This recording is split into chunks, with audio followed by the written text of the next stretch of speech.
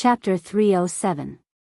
Xiang Chen's jawline was taut, and his aura was sharp and cold, with a natural sense of oppression. The innocent Si Chuanbai was a little flustered.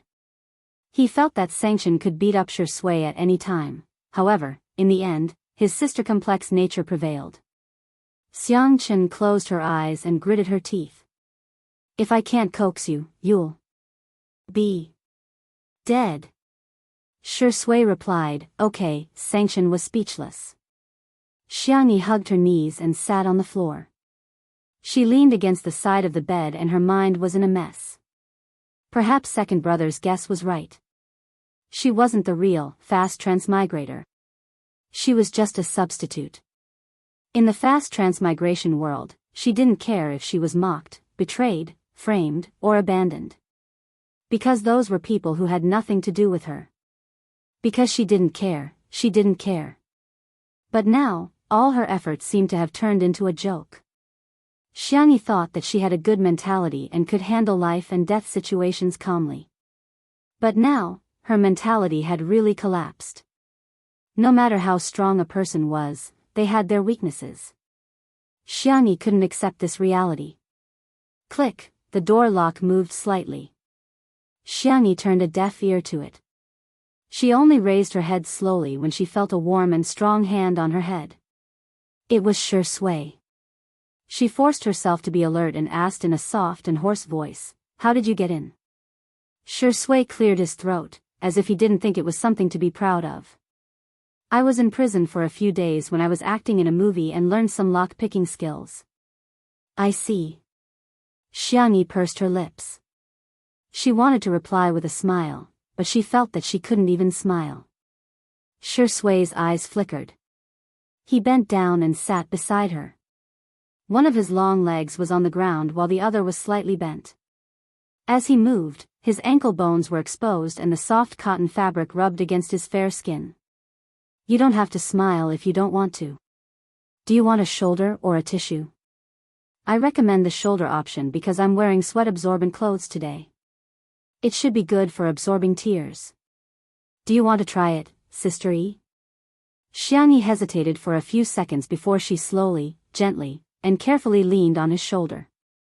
Although she always said that Shui was a little kid, in her heart, Shui was still the reliable and gentle brother next door whom she had found reliable since they were young. Shui remained silent and accompanied her silently. The room was extremely quiet. After an unknown period of time, Xiangyi said in a low voice, I suddenly miss Mom and Dad. Shui pursed his thin lips. The parents of Xiangyi and the others had died in an accident, and the cruelest thing was that Xiangyi was the only survivor of that accident. She witnessed her parents' deaths with her own eyes. She also experienced some rumors that shouldn't have existed. Those boring and ugly so-called elders would repeatedly whisper in her ears, do you miss your parents? Your brothers will blame you for being a jinx. You become an unwanted child. You become an unwanted child. Once little Xiangyi started crying, they would say, this child can't be teased. We're just joking. What's there to cry about? Shui's voice was gentle as he coaxed her patiently. Uncle and Auntie have become stars in the sky, protecting you. Sanction and the others have never blamed you or been angry with you. Because all of them know that you're the best sister in the world, Xiangyi. Chapter 308. Xiangyi didn't say anything, but her nose was a little sour. Her forehead was pressed against Shui's shoulder, and she could feel the warmth of his body. Shui whispered, my hearing isn't very good either. Others might not understand, but Xiangyi immediately understood. He repeated what she had said before. The girl's nasal voice was thick. I won't cry. She probably cried too much when she was young, and now that she was older, she couldn't cry anymore. When she was sad, her first reaction was not to cry, but to endure. Shui chuckled. Well, our sister E has always been a very strong child. He still remembered the fair and soft Xiangyi, crying and driving away those annoying elders. She looked so fierce when she left. At that time, Xiang Li was holding her, Xiang Feng spat at those people, and Xiang Yu was spitting profanities. As for Sanction, he was even more ruthless. He weighed a brick and stood on the side like a cold-faced king of hell, a proper threat. No matter how the 5 children fought at home, they would always stand together outside. Xiangyi calmed down for a while, and her emotions calmed down a little. She belatedly realized that Shui had also seen that, her. Quickly transmigrate back, she was on the bed in his room. Shui didn't mention this matter again, and Xiangyi thought that he didn't care. Now that she thought about it, did he find something wrong? We.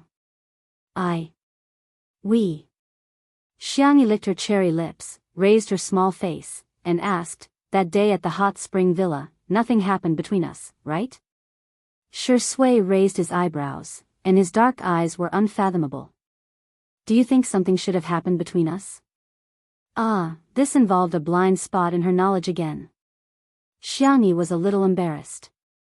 At that time, did I defile you? Shui asked with a half-smile, ruin? Xiangyi was annoyed. It was all Anan's fault for using such a magical word. She had such a deep impression of this word that she blurted it out.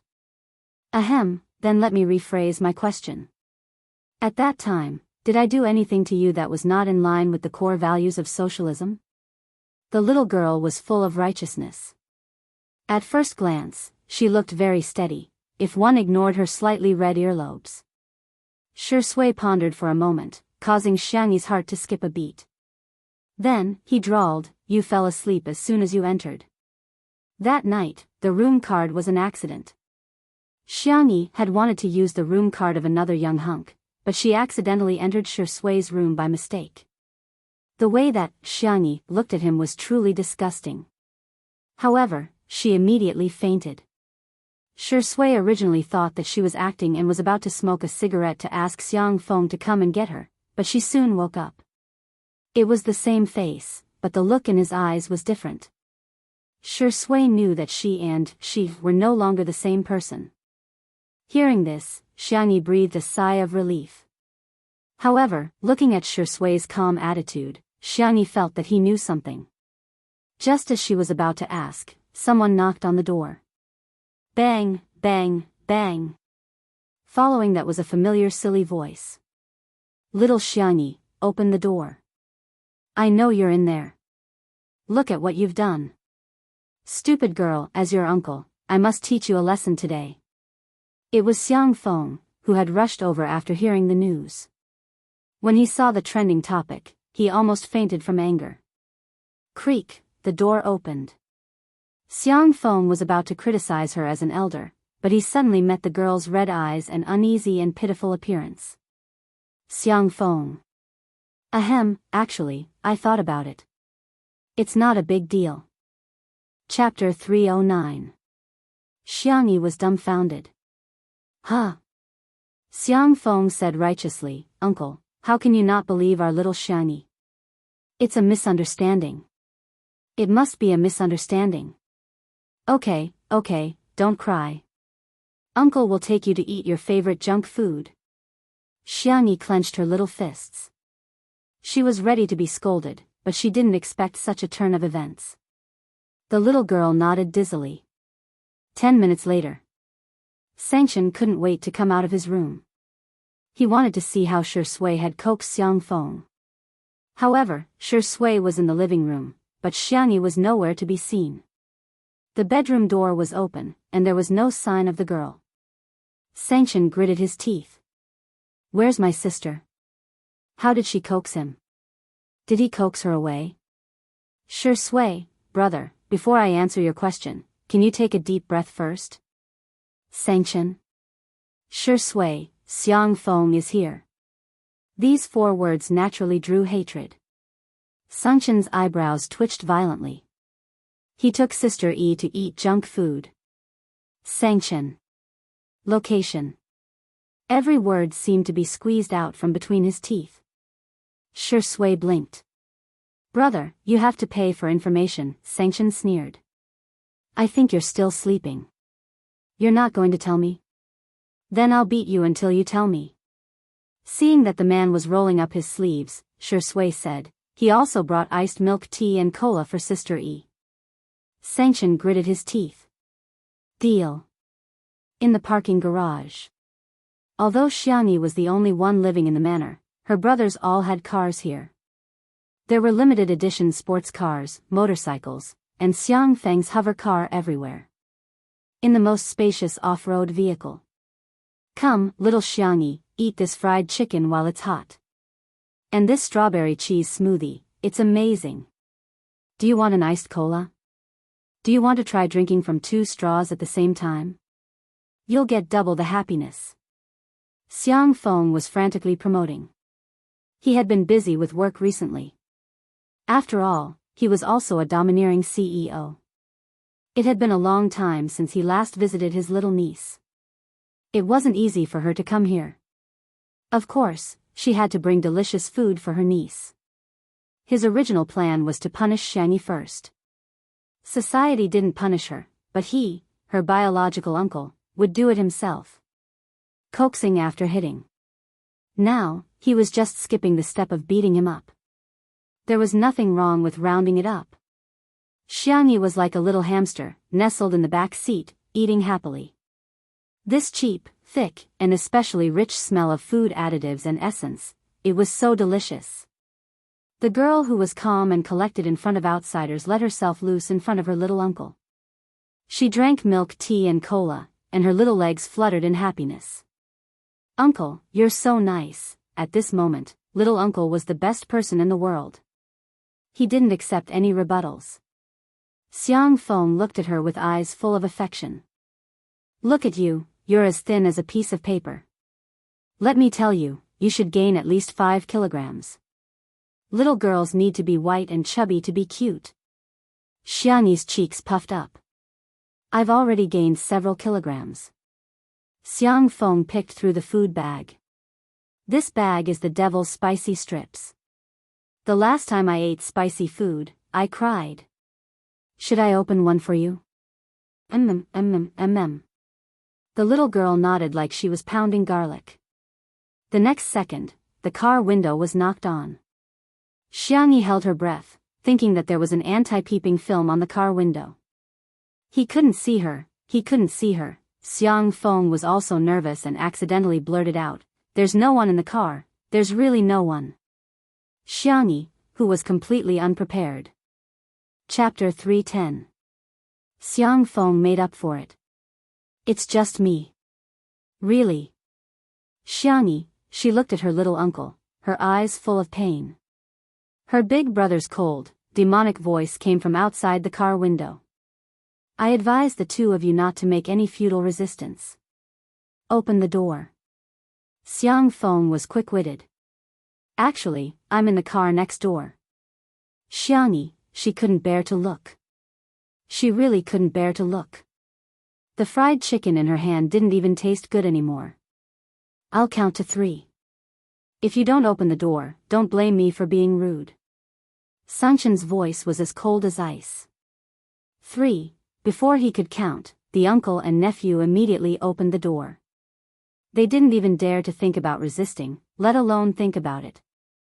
The rich, oily aroma of food filled the car. Sanchen only felt his temples twitch a few times. He crossed his arms and looked down at the scene from above. Xiangyi had fried chicken in her left hand and spicy strips in her right. It was obvious she was enjoying her meal. Xiang Feng had milk tea in his left hand and cola in his right. It was obvious he was feeding Xiangyi. Heh. Sanchen suddenly sneered. Uncle and nephew, tremble. Xiang Feng was still responsible. He trembled as he said, "It's not about little Xiangyi. I forced her to eat it." Sanchen, inverting right and wrong. That's a double crime. Xiang Feng's eyes widened. We're both adults. What's wrong with eating some snacks? Sanchen, stubborn. That's a double crime. Xiang Feng was instantly terrified. I was wrong. I really know. I apologize to you on behalf of little Xiangyi and myself. Sanction, hypocrisy. That's a triple crime. Xiang Feng? So everything I say is wrong? You, come down. This sentence was directed at Xiang Feng. Xiangyi shrank behind him and looked at him with pleading eyes. "Little uncle, don't go." Xiang Feng's eyes were filled with tears. "Little Xiangyi, uncle loves you the most. Don't worry, uncle will never abandon you. We, uncle and nephew, will share riches and tribulations together. Let's share fried chicken and cola." Xiangyi was extremely touched. Her cherry lips opened and closed as if she wanted to say something. In just an instant, Xiang Feng decisively got out of the car from the other side and ran away like a wisp of smoke. The speed at which those legs moved was even faster than that of a rabbit's. If he doubled his speed, he would probably leave behind afterimages. She wondered what he had been through all these years. "Xiangyi, so the love between family members will disappear, right?" He turned his neck stiffly and met his eldest brother's gaze. The man's tall figure was hidden in the dim light of the garage. His legs were long and straight, and his whole body exuded a sense of oppression that had existed since he was young. He lowered his eyes, exuding a sharp and intimidating aura. "Little rabbit, continue shaking," Sanction said slowly, "eat." "Why aren't you eating?" "Fried chicken won't taste good when it's cold." Xiangyi's eyes were filled with horror. Her hand trembled and she almost dropped the fried chicken. "Brother, now you know how to call me brother? What were you doing earlier?" The corners of Sanction's mouth curled downward, full of cold disdain. His irritable mood couldn't be suppressed and rose from his heart, especially when he saw the cold and spicy food. It was like a ball of fire was burning unscrupulously. His tone became harsh and cold. "Xiangyi, you've really grown up. You ran away from home without a word and didn't even say goodbye when you came home? You'd rather be comforted by that dog of a man, Sure Sui, than come find me? Do you still see me as your big brother?" Chapter 311. Xiangyi was dumbfounded. She remained motionless as she held the fried chicken and spicy sticks in her hand. A few seconds later, she gradually came to her senses. Big brother meant, she had a guess, but she wasn't sure.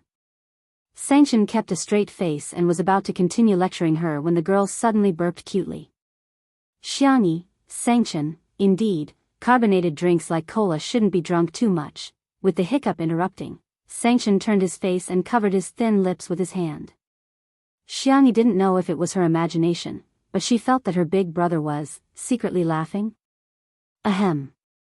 Sanction cleared his throat and said fiercely, "Do you know what you did wrong?" Xiangyi nodded. "Do you still dare to run away from home next time?" Xiangyi shook her head. Sanction was satisfied. "Okay, let's eat fried chicken." Xiangyi looked at him in disbelief, thinking that she had heard wrong. Can I eat it?" the girl asked timidly. Sanction was a little confused. Was he some kind of demon king? Why was she so scared of him every time she saw him? It was understandable that his little uncle and the others were scared of him. It was normal for men to fight when they didn't like each other. However, had he ever laid a finger on his little sister since she was young? Every time, she would cry before he could scold her. He was so scared that he didn't even dare to speak loudly to her. Xiangyi took a bite of the fried chicken tentatively. Seeing that her big brother's expression was normal, she quickly took a few more bites. Sob, "I can't believe I dared to eat junk food in front of big brother in my lifetime." This scene could be written into the story of how she was weak and pitiful under the control of the Xiang family's Chin. However, when she was about to eat the spicy sticks, her big brother mercilessly took them away. "You can't eat spicy or cold food." Seeing his little sister's face pucker up, Sanction's heart softened. Then, he returned to his cold and heartless self. But, won't these go to waste?" Xiangyi said softly. Sanction was silent for 2 seconds. "Excuse me." "Huh? Make some space for me," the man said indifferently. He sat down beside her and expressionlessly took a bite of the spicy strip. Tsk. It was indeed trash. Xiangyi looked at him eagerly. "Is it delicious?" Sanction said with disdain, "It tastes awful." Xiangyi. If it's disgusting, why don't you give it to me? Why do you want to torture yourself and me? That milk tea, let's drink it at room temperature. Xiangyi. What soul would there be left in iced milk tea and iced cola if they were placed at room temperature? What are you looking at? Don't look. Sanchen felt that his tone was too rigid and serious. He lowered his voice and said, "You're still acting. Don't you know that your period is coming soon?" Xiangyi, *****, Big Brother actually remembered this? Sanchen silently ate a few mouthfuls of the spicy strip. The more he ate, the deeper his frown became. What the hell? Was this something that humans ate? His taste buds were very sensitive. He could only taste the additives and low-quality oil. Big Brother, the girl's delicate and weak voice sounded in his ears. It was small and timid. Xiangyi licked the corner of her lips. Did she really do something to you? If they didn't talk about it, it would become a knot between her and her brother for the rest of their lives. The siblings had a tacit understanding. Sanchen immediately understood who she was referring to. Thinking of that ridiculous scene, his jaw tightened. His long and narrow eyes outlined an earth-shattering coldness. Do you think I'm stupid? Do you think I can't tell who is my sister? Who is the imposter? Chapter 312. That night, Sanchen saw Xiangyi at the hospital. When he found out that his sister had been in a car accident, he pushed aside all his work and rushed to the hospital immediately. After watching over his sister for a few hours, he was a little sleepy and slept on the guest bed next to her. Later, the imposter woke up and looked at him on the edge of the bed. Sanchen opened his eyes and found that she was looking at him strangely. Sanchen didn't think much of it at first and asked in a low voice, "Are you hungry? Do you want some porridge?" The girl blinked and said in a sweet voice, "Brother, you're so nice." Sanchen immediately sensed that something was wrong. "Brother, I want you to sleep with me for a while." The girl climbed onto the bed nimbly and snuggled into the man's arms. She raised her hand and slid it to his sleeve, rubbing it ambiguously. That person was using the face of his closest sister, but she was saying the most disgusting words. Sanchen grabbed her neck. His body was covered in frost, and the coldness could crush everything. He was domineering and domineering. "Where did you take my sister?" The imposter's eyes widened in horror. He tightened his grip, and the imposter's face turned red. She felt suffocated, at the last moment. Rationality returned. Sanchen retracted his hand, his chest heaving violently. "I'll ask again. Where is my sister?" The imposter realized that he wouldn't really do anything to her, so she pretended to be deaf and mute and refused to answer. Later, Sanchen took her to see the best psychiatrist abroad. He, who was a firm believer in materialism, even turned to theology for help. There was no progress until a Taoist priest, who had gone into seclusion for a long time, accepted a favor from Grandpa Xiang and personally came to a conclusion. External evil had entered her body. The common saying was that she had been possessed by something unclean. Sanchen smoked for most of the night before he accepted this reality. Later, he came up with a bunch of regulations to restrict Xiangyi's activities. However, there was no need to tell his sister this. Sanchen took out a tissue and handed it to her. "Wipe your mouth." Xiangyi did as she was told. "Sanchen, Xiangli told me about his conjecture, and I agree with him." Xiangyi was slightly stunned. In other words, Big Brother also felt that that person would come back? Since the main system exists to help you travel between different worlds, why can't you complain about such a bug? Can you still contact the main system? This reminded Xiangyi that she couldn't do it now, but Xiao Naofu might be able to. It seemed that it was time to pick up Xiao Naofu and bring him home. "I'll think of something." Now that the knot in her heart had been untied, she had a plan for what to do next. Xiangyi sniffled and said pitifully, "Big Brother, if only our whole family could wear it together." Sanchen frowned. "Why? Did someone bully you?" "Yes. I've been beaten so many times. especially in the wuxia and xianxia worlds. Perhaps in Xiangyi's heart, her big brother was the most trustworthy and dependable. She was like a childish child who would complain to her parents. If you were there, it would definitely be our family beating others up. Sanction, so what kind of image did his sister have of him? Xiangyi was still fantasizing. Big brother, you're in charge of beating people up, second brother is in charge of trapping people, third brother is in charge of bullying people, fourth brother is in charge of being fierce, and little uncle, is in charge of being a mascot? She thought for a moment and said hesitantly, how about we don't bring him along? Tsk, a soft, hoarse, and seductive sound was heard. Every inch of the man's sharp edges softened, stretching into a happy and rare gentle arc. Yes. Big brother smiled. Chapter 313. Xiangyi's courage grew a little. She was so nervous that her toes curled up. She asked tentatively, then can I have a sip of milk tea? Just one sip, really? Sanction raised his eyebrows. He pulled out a wet towel and patiently wiped his slender fingers clean. Just as Xiangyi was feeling disheartened, she heard two words that were like the sound of nature. Drink it. Xiangyi! Exclamation point. She happily picked up the milk tea and took a big sip with her cheeks puffed up. Sanction watched as she drank a third of the milk tea. She really took a sip. Sanction? Sensing her brother's gaze, Xiangyi put down the milk tea reservedly and gulped it down. She burped because she was too full.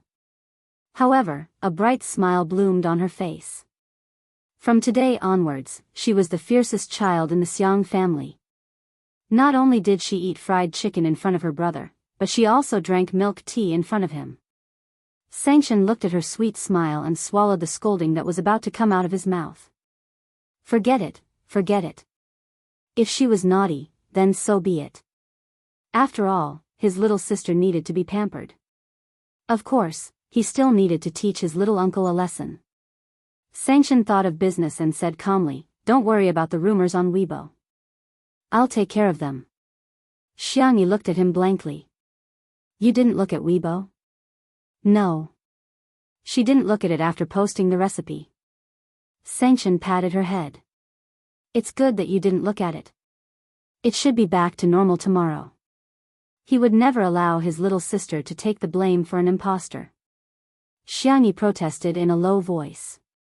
Brother, that's not how you pat someone's head. Sanction narrowed his eyes. Oh. If you pat my head so hard, I'll go bald. Sanction stared at her for a few seconds and sneered. So other than me, who else touched your head? Sure Sui. Xiangyi's smile gradually disappeared. When she came back to her senses, she imitated her uncle's actions and jumped out of the car from the other side. She ran forward barefooted, almost tripping over Xiang Feng's shoes as she ran. Sanction, he wanted to maintain his expressionless face, but he couldn't hold it in, and his thin lips curled up slightly. Tsk, silly rabbit. Just as the public opinion was gradually fermenting and the entire internet was denouncing Xiangyi, a Weibo post from a well-known relationship blogger completely brought the matter of Xiangyi climbing into her brother's bed to a climax. Qing He Xing Xing V, as a girl, the first thing you have to learn is self-respect, self-cleanliness, and self-love. If you can't even do these things, how could other people respect and cherish you?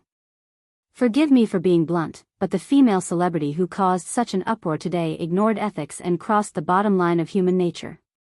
Such behavior is really shameful. Celebrities in the entertainment industry are public figures. Any bad behavior will be magnified and have a great impact on society. Think about it, if someone imitates the female celebrity's behavior, has a messy private life, and even acts inappropriately to her brother, uncle, and father, how much social unrest will that cause? Entertainment is paramount, but entertainment should also have a bottom line. I strongly recommend that artists with such bad behavior be banned. Keep the entertainment industry clean. This blogger often made sharp comments on social issues and had many fans. Once this Weibo post was posted, it was regarded as the Bible and truth by netizens, becoming the best weapon to attack Xiangyi. However, at 8:00 in the evening, Linshan Law Office's official Weibo post was cold and concise. Linshan Law Office, regarding Miss Xiangyi's statement is as follows. Chapter 314. Apart from that, there were no other unnecessary words. There was only a lawyer's letter with an official seal. In the lawyer's letter, there was only one person and one incident. Qin Wanyan was spreading rumors. Any of the following circumstances shall be deemed as fabricating facts to slander others as stipulated in the first paragraph of Article 246 of the Criminal Law. 1. Fabricating facts to damage another person's reputation and spreading them on the internet, or organizing or instructing people. This lawyer's letter could be said to be a precise strike. The netizens were stunned. How did it become a rumor? Wasn't spreading rumors something that only marketing accounts would do? Qin Wanyan was a celebrity. How could a celebrity spread rumors? Qin Wanyan was also dumbfounded. Her manager called to reprimand her. Can you be any more stupid? Even if you want to post it, you should find a marketing account and do it yourself. Aren't you asking for trouble? Don't you know that Big Brother Xiangyi is the top lawyer in the country? Qin Wanyan was speechless. Marketing accounts were not as influential as celebrities. She could only achieve the best results if she posted and deleted it instantly. Also, Xiangyi said that her brother hated her to the core. He wouldn't even talk to her, let alone stand up for her. But now, why did sanction appear? He even gave her a lawyer's letter as a warning.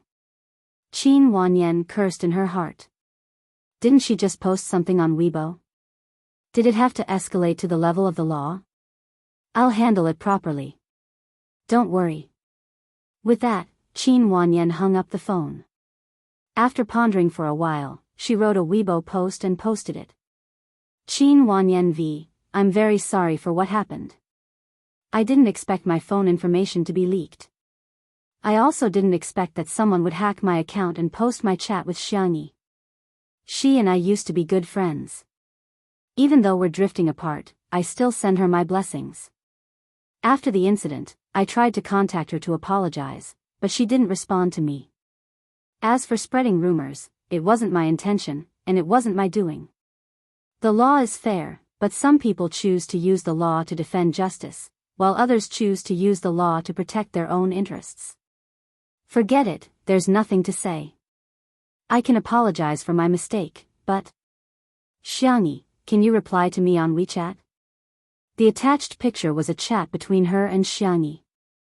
She had been asking about Xiangyi's well-being the whole time, and after the instant deletion incident, she had indeed apologized in a sincere tone. However, Xiangyi didn't reply from beginning to end. Just as Qin Wanyan expected, the influence of an artist was much greater than any marketing account. The onlookers rushed over and were instantly brainwashed by her White Lotus tricks. Look, Qin Wanyan is so pitiful. Immortal Qin is so pitiful. Not only did her account get hacked, but the vase fairy still hasn't replied to her message. How shameless. Did anyone notice that Yan Yan's nickname for Xiangyi is AAA with a star? She really treats Xiangyi as a friend. Everything else aside, isn't it too disgusting not to reply? It's fine if she doesn't come back for a day or two, but she hasn't come back for many days. What's the meaning of this? Does she really think that she's an A-list celebrity after gaining some popularity from participating in a lousy variety show? Qin Wanyan's fans cursed and scolded her one after another. Unexpectedly, a few minutes later, someone posted a picture. Qin Wanyan's IP address on Weibo had never changed. In other words, her account wasn't hacked at all. In an instant, there was an uproar on the internet. Chapter 315. What kind of face slapping was this? One moment she posted on Weibo, the next she exposed her IP address. It was as if she was waiting for her prey. Qin Wanyan, who saw that Weibo post, was completely dumbfounded. Am I being targeted? Why are they so vicious? How dare they embarrass me in front of so many netizens? Her manager was the one who was fuming mad. Ever since she started working with Qin Wanyan, her manager had realized that she was a troublemaker. Fortunately, her methods were very effective, and she was able to get the best resources every time. For example, she wasn't very popular at first, but she and Xiangyi had been hyped up a few times. She even created an alternate account to infiltrate Xiangyi's fan club and turned a large number of fans to become her fans. She also made use of Xiangyi's stupidity to set off her fairy-like image and obtained a lot of resources that didn't belong to her in the first place. Her manager felt that it wasn't a bad thing for an artist to be ambitious and know how to plan for herself, so she let her be. She didn't expect that although she would be late, it would definitely happen. From now on, I'm confiscating your Weibo account. After yelling at Qin Wanyan, she hurriedly thought of a way to deal with public relations. Not long after, the manager used her own Weibo account to post a public relations statement that she had rushed out at the last minute. Fatty who loves to eat hot pot v. Public opinion can melt gold. Rumors are the greatest harm to artists. Those who know Qin Wanyan will naturally understand what kind of person she is. I hope everyone won't believe the rumors, spread them, or create them. Our team will use the law as a weapon to protect our precious artist and uphold justice. Thank you, everyone. Those with a discerning eye could tell that the post was sent to the fans. Sure enough, the fans said, "Of course we believe in our goddess Qin." However, the passers-by couldn't help but mock her. I'm laughing. Others use the law for their own personal gain, but you use the law to uphold justice? Ha ha ha, this is a huge double standard. You're making it sound so dignified. Why don't you send a lawyer's letter? Learn from Vase Fairy's efficiency. Do you really think lawyers are that efficient in real life? Don't compare yourself to Linchin Law Firm, that's the ceiling of the industry. Lawyer Sungchen's cases can be found online. He's really a big shot. I suggest that all law students, of course, you can memorize the entire text. The wind immediately changed direction. Some people began to doubt the authenticity of Qin Wanyan's screenshots, but even more people had preconceived notions. Hee, it's just a dogfight. Qin Wanyan is a white lotus, and the Vase Fairy isn't anything good either. Come on, flirting with men and climbing into their beds were all exposed by the Xiang actress herself. It's not like someone put a knife to her neck and said it. Stop washing. There was no way to wash it clean. Don't think that you can distort the truth just because you're powerful. The internet has memories. Is it that awesome to have a lawyer as a brother? Just wait and see, the Vase Fairy's family will never respond again. After all, this is considered a scandal of a wealthy family. Who in high society would be so shameless? The next second, someone exclaimed, "Holy sh**t." Xiangyi's big brother seemed to have personally responded. Search for Big Brother Tutu and you'll see. That night, countless netizens discovered Sungchen's Weibo account. Tutu's Big Brother v. All the incidents are complications of amnesia. Our little bunny lost her memory after a car accident 376 days ago. Attached are the hospital records and the diagnosis of the psychiatrist and psychiatrist, as well as a comparison video of her before and after she lost her memory. Chapter 316. Netizens, huh? Amnesia? Nowadays, everyone received a large number of pieces of information every day.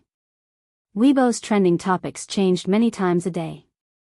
Sometimes, netizens would even forget what they had seen. However, there were still those with good memories. They quickly explained to everyone that Dr. Xiangli once said that Xiangyi had amnesia for a year. Everyone came to a sudden realization. So, all the clues had been linked together? They clicked on the pictures. Sungchen's pictures were just like him, logical, cold, and concise.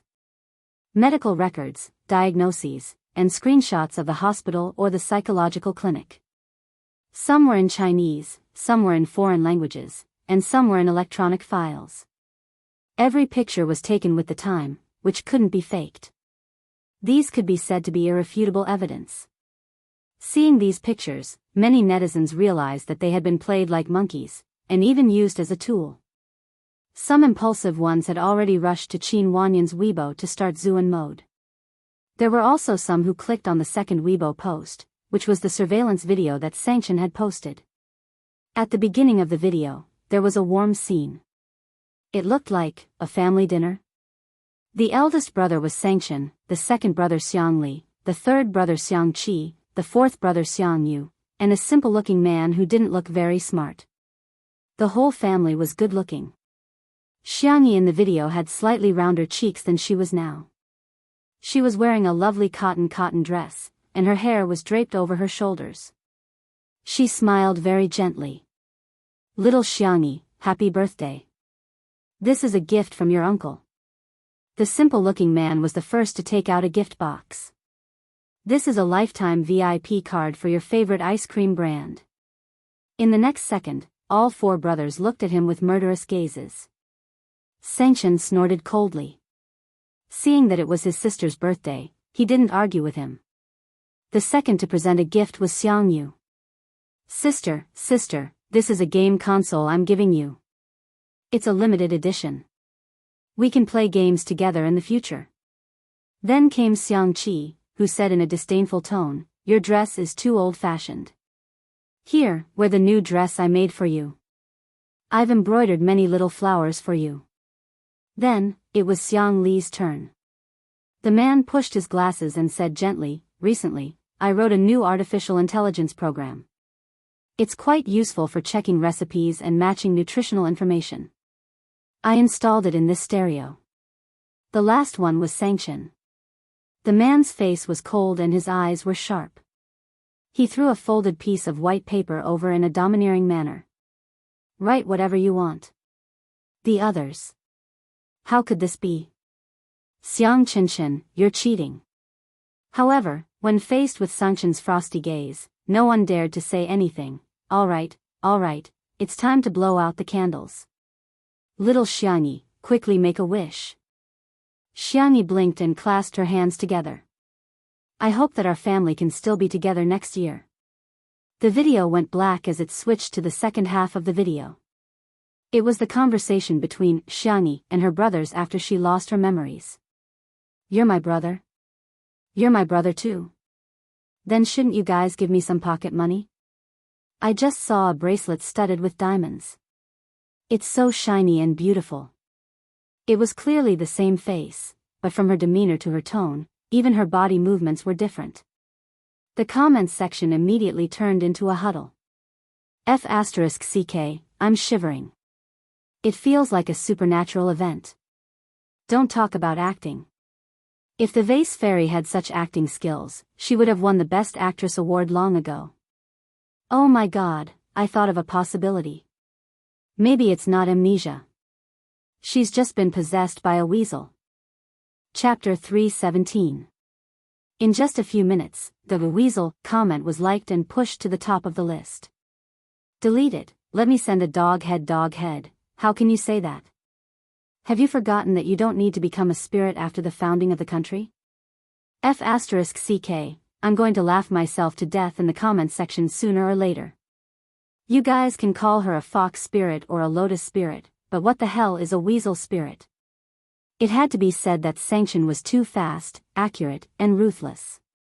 First, a lawyer's letter was sent to solve the source of the rumors, then evidence was sent to clarify the truth of the rumors. With the video as evidence, 99% of the netizens believed that Xiangyi had lost her memory. No one would believe him if he said that he had transmigrated quickly, but the complications of amnesia made sense in medical science. In a sense, it was not a problem to interpret the imposter as a disease. The public opinion had reversed. Memory loss is really uncontrollable. To be honest, if this happened to a male celebrity, would everyone still be so agitated? A scumbag man could be forgiven, but a scumbag woman had to be nailed to the pillar of shame? Don't argue. If you argue, you are right. I went to check. The complications of amnesia are quite scary. Some people have a drastic change in temperament, some have multiple personalities, and some have suddenly become top students. I can only say that the world is full of strange things. Most people felt that even if Xiangyi did something after losing her memory, she would only hurt her own family. His family didn't say anything, so why should a group of outsiders worry about it? Let's scold Qin Wanyan first. In no time at all, Qin Wanyan's Weibo received more than 100,000 comments. This was the highest number of comments she'd ever received.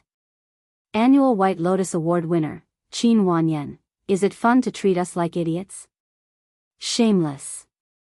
What kind of good sister are you? Do you feel good stabbing people? Qin Wanyan's manager knew how to operate the fandom very well. From time to time, she would abuse her fans. She also implemented strict management of her fans. Not only was her fighting power amazing, but she was also extremely loyal. The fans were not convinced. They grabbed onto Xiangyi's remaining flaws and scolded, then no matter what our immortal Qin did wrong, Xiangyi should have replied to the message. Then, everyone realized that Shui had updated her status. Shui V, Sister Yi's account was registered a year after she lost her memory. She hasn't used it since she recovered. Qin Wanyan's fans were speechless. It wasn't that he didn't want to reply, but that he didn't even use this account. If they were really good friends, how could Qin Wanyan not know about this? If she knew about it and still sent messages to the air every day, wouldn't she be a self-directed actor?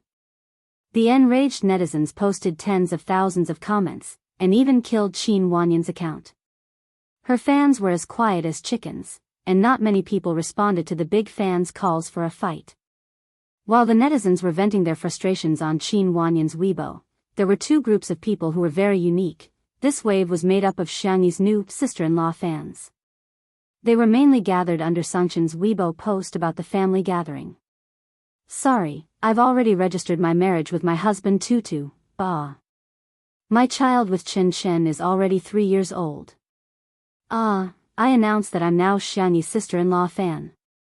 I'm a big sister-in-law, second sister-in-law, third sister-in-law, and fourth sister-in-law. The other wave was naturally made up of Microscope Girl, Ace Picker, and Untimely Couple fans. Chapter 318. These fans naturally gathered under Shui's Weibo account. I'm screaming like a groundhog every day. Shui is so spoiled. He stared at his wife like a maniac during the live stream, and now he's protecting his wife like a maniac after the live stream. I'm going to faint from all the kowtowing. First, he took the lead to say that they're a couple. Then, he defended Sister E on Weibo. Shui's Sister E, lock him up. In my imagination, they're already married with 2 children. Thank you. The most exciting thing for the couple's fans was a wave of unexpected sweets. Shui and Xiangyi were featured on the cover of My Style, which was a set of 9 grid photos that attracted countless fans. Shui was dressed in a black retro suit and had a rare seductive look on his face. However, he managed to hold his charm well. The solo photos included the scene of him biting a petal, the elegant and noble moment when he cut the steak, and the extremely invasive close-up of his gaze under the candlelight. The Shui sisters were at the forefront. Shui is so handsome that he's like a shark. This man is so good at taking photos. He's the most demonic vampire in history. I'm at the scene. I'm that petal. Shui's kiss is so domineering. I'm so shy. Xiangyi was dressed in a gorgeous cream yellow dress. Her makeup was clear, and her eyes were clean. She looked exactly like the princess on the run that was trending on the internet recently. The solo photos included a close-up of her smile, a moment of her holding the hem of her dress while strolling in the forest, and a fairy tale-like scene of a deer kissing her fingertips. Xiangyi's fans immediately came forward to report. Wow, Sister E is such a peerless fairy. E, Mommy loves you. You look so obedient when you're feeding the deer. E. Mommy forbids you from showing your collarbone. Cover it up. Your old mother is so worried. However, the most popular photo was the cover of the couple. The first photo was of the noble-like vampire and the innocent the little princess looking at each other for the first time in the forest. In the second photo, the scene was changed to the castle. Shui was holding the back of Xiangyi's head and was about to kiss her. The third picture was a reflection in the mirror. His slender and well-defined large hand was intertwined with her slender and milky white hand, and their fingers were tightly intertwined. The comments section exploded. Not only were the fans stunned, even the passers-by were stunned. I don't care. Wedding photos. This is the wedding photo. Mom, I'm serious. Untimely super. Level. Sweet. Why are you holding hands? Do you think I'm lacking in traffic? Kiss.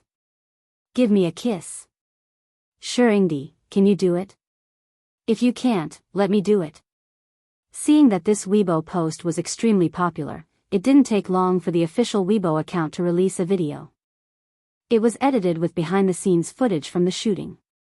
With the addition of filters, the colors were retro and classy. Sophia's aesthetic was enough to make people slap the table in praise. As for the music, he chose a piano and violin ensemble. The video had a complete plot, from the vampire and the little princess's first encounter to their passionate love, to their sinking into darkness. At first, the music was a soothing and melodious melody, but then it turned into a passionate tango. Slowly, it turned lingering and affectionate, and then it turned gloomy. With the addition of filters and music, the plot was so torturous that it made people's hearts clench. However, at the end of the video, the man held the back of the girl's head in his arms and pulled her into his arms. The camera deliberately gave him a close-up. His Adam's apple rolled sexily as he licked the corners of his pale lips. The video came to an abrupt end. Untimely Super CP fans, it's New Year, it's New Year. Someone, set off 100,000 firecrackers for me. Sisters, let's flood the screen with me. He did it, Shui finally did it. Chapter 319. It had to be said that the chemistry between Shui and Xiangyi was too strong. Even if they weren't fans of the couple, they would definitely buy this issue's cover. There were even fashion bloggers who praised this set of 9 palaces to the sky. Hades's designs never disappoint. The precise tailoring and flowing folds give this escaped princess dress a new definition. The details are full of charm. I believe that not only the deer in the woods, but every woman will be deeply mesmerized by it. Shui's 3-piece black suit was designed by the designer George in the 90s. It's a true out-of-print vintage ready-to-wear suit. After the makeover, it looks more gentlemanly and elegant. It's a seamless fusion of classic and modern fashion. Shui is indeed a famous clothes hanger. He has his own unique charm. My style is as brilliant as ever. Miss Sophia has shown us her excellent American businesswoman skills. She has changed the overly sweet style of the traditional 2-person magazine cover into a dark retro style that returns to the magnificence and extravagance of the medieval aristocratic style. The interpretation of the 2 models doesn't make the film appear superficial. Instead, it brings about a sweet and sadistic story. Seeing that the popularity and reputation of the magazine had skyrocketed, the headquarters of the magazine immediately decided to print more copies of this issue. As for the part where the little princess flirted with the vampire, it was used as the final trump card. In the manner. After some discussion, the live stream was restarted. Considering that the clarification on Weibo might not be seen by every netizen, Li Jinyu felt that it would be better to use a live stream to clarify the matter a second time. In addition, in order to ease public opinion, he first released a topic that was enough to arouse everyone's emotions. Dear viewers, this Friday at 9:00 in the evening, the edited version of Two Under One Roof will premiere on all major video websites. I hope that everyone can give us some face. When the time comes, click on it and leave a comment. Our production team will kneel down and thank you. Li Jinyu spoke in a cadence as if he was performing a crosstalk. Because he was easily frightened, he had also gained a lot of daddy fans since the start of the live stream. In an instant. Son, the ground is cold. 2 hours of kneeling should be enough. Daddy wants to see a slideshow, can you arrange it quickly? Watching other shows, the director treats me like an audience member. Watching Two Under One Roof, I treat the director like a trash. There's only one word to describe it, awesome. Ha ha ha ha, popped up on the bullet screen. The atmosphere was very harmonious. However, when the camera panned to Xiangyi, it was inevitable that there would be some scolding. These people were a step too slow and didn't see Lin Chen law firm and Sangchen's 2 Weibo posts. They were still mocking him in a sarcastic manner. No one would dare to refute that the vase fairy is a dumb artist, right? Ha ha ha, I've never seen a celebrity who's trending every day and doesn't have many fans protecting her. Not only do they have no fans, but their agency is also dead.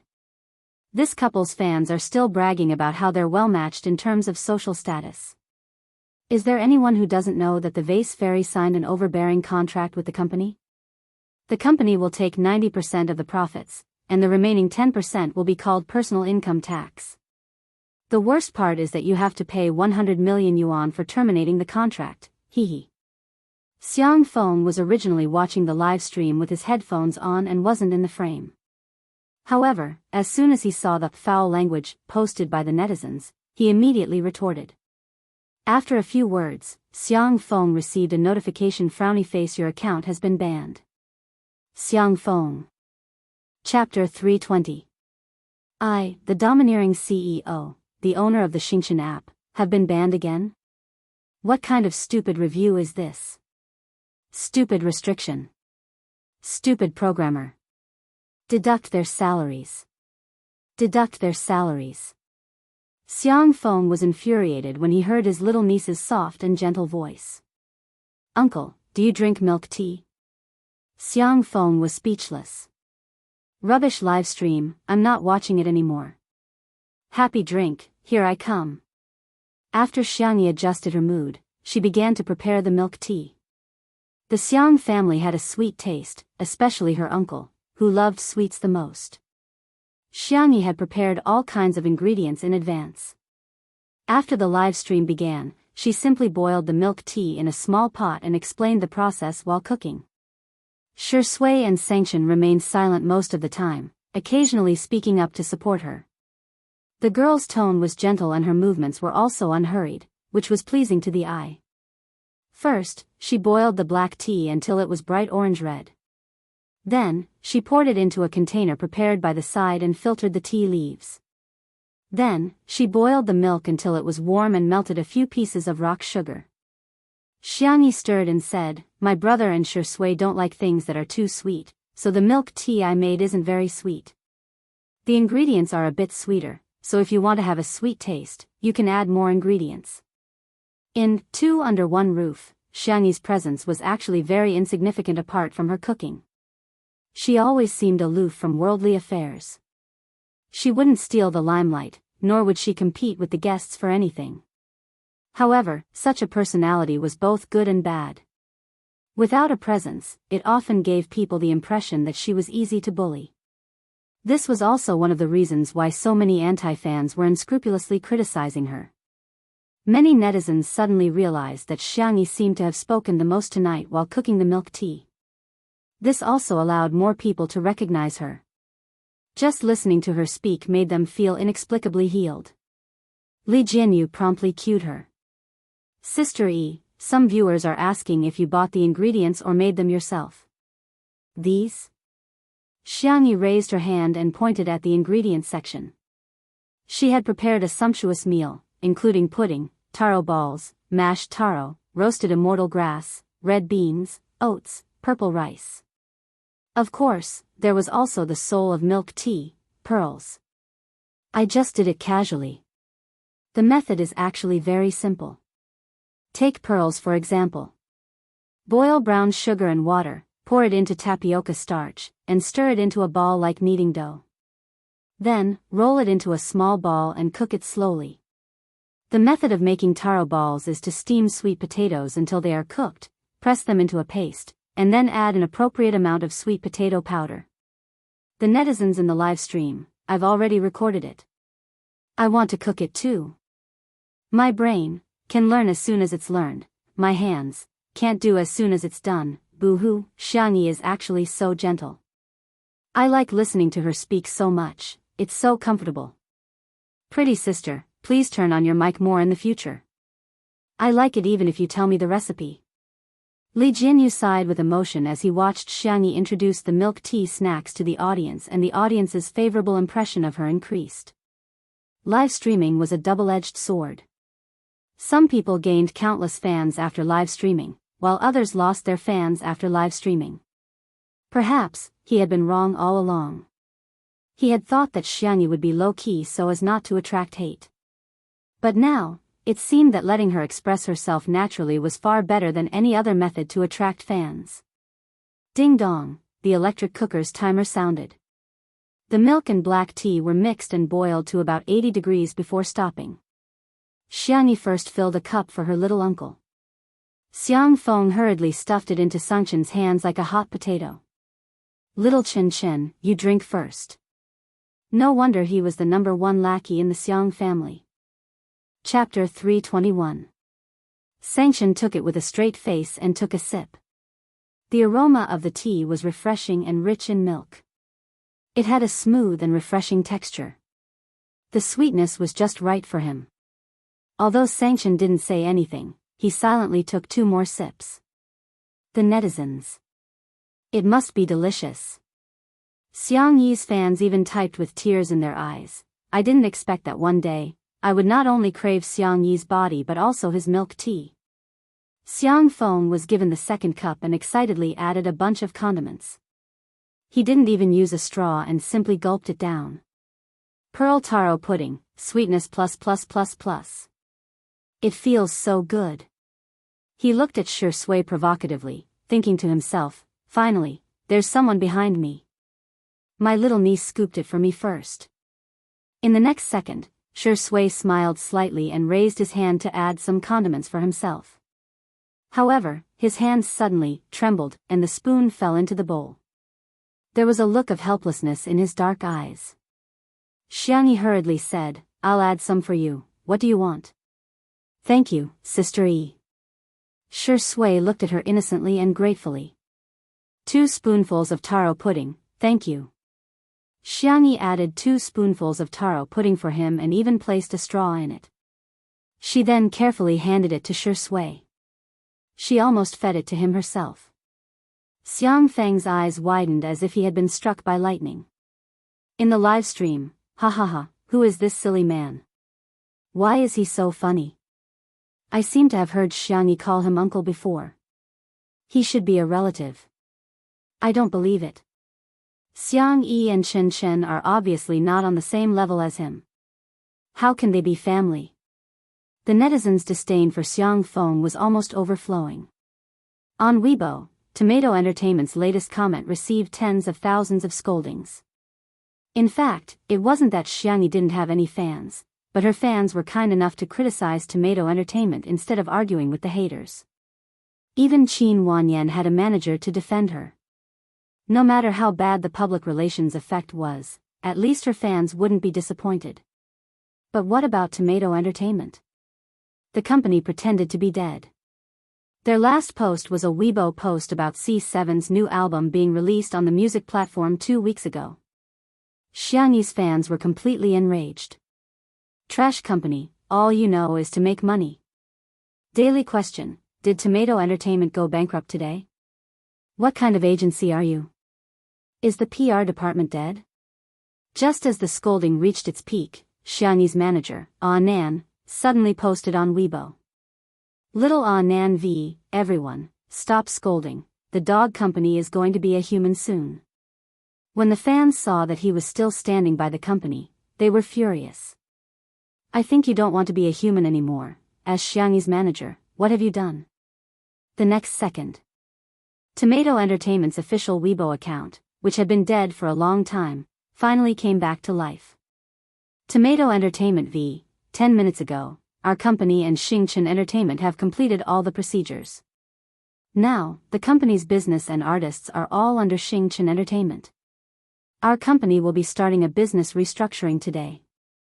The legal person of the new company is Xiangyi V. Hello, President Yi, please take care of us in the future. All the fans were dumbfounded. They were dumbfounded. How did our sister Yi become President Yi? In the live stream, Xiang Feng received a notification from his assistant, telling Sister Yi that the acquisition of the company had been completed. Xiangyi was stunned. Seeing this, Xiang Feng was furious. What's with your expression? Is it that difficult to acquire a company? Your uncle is a domineering CEO. Chapter 322. Uncle, you've acquired my management company? The girl snapped back to reality and looked at Xiang Feng in disbelief. Xiang Chen glanced at him. She couldn't be bothered to diss him for being so inefficient. Xiang Feng put his hands on his hips and said arrogantly, I've also registered your name as the legal representative. From now on, you'll be your own boss. In the live stream, some netizens stubbornly refused to believe it and ridiculed, I'm dying of laughter. Do you know how much it costs to acquire a company? Tomato Entertainment may be a small company, but it's worth at least a few billion yuan. How can you buy it just like that? You're bragging to the heavens. The netizens who had already learned about the new drama on Weibo retorted, You're not convinced? Keep it to yourself. Our sister E is fair, rich, and beautiful. She has her brother to protect her and her uncle to dote on her. That's how domineering she is. The live stream was in an uproar, and some netizens who claimed to be professionals stepped forward to say frowny face this financial practitioner is laughing. Fixed assets and liquid assets are two different concepts. Billionaires don't mean that they can casually take out 100 million yuan in cash. This silly guy said that he wanted to buy a company worth a few billion yuan. Does he mean that he has at least billions or even tens of billions of yuan in assets? This comment garnered the approval of many people. Exactly, how can such a silly guy be a domineering CEO? If Sanction said it, it would be more believable, but since it was Xiang Feng, no one believed it.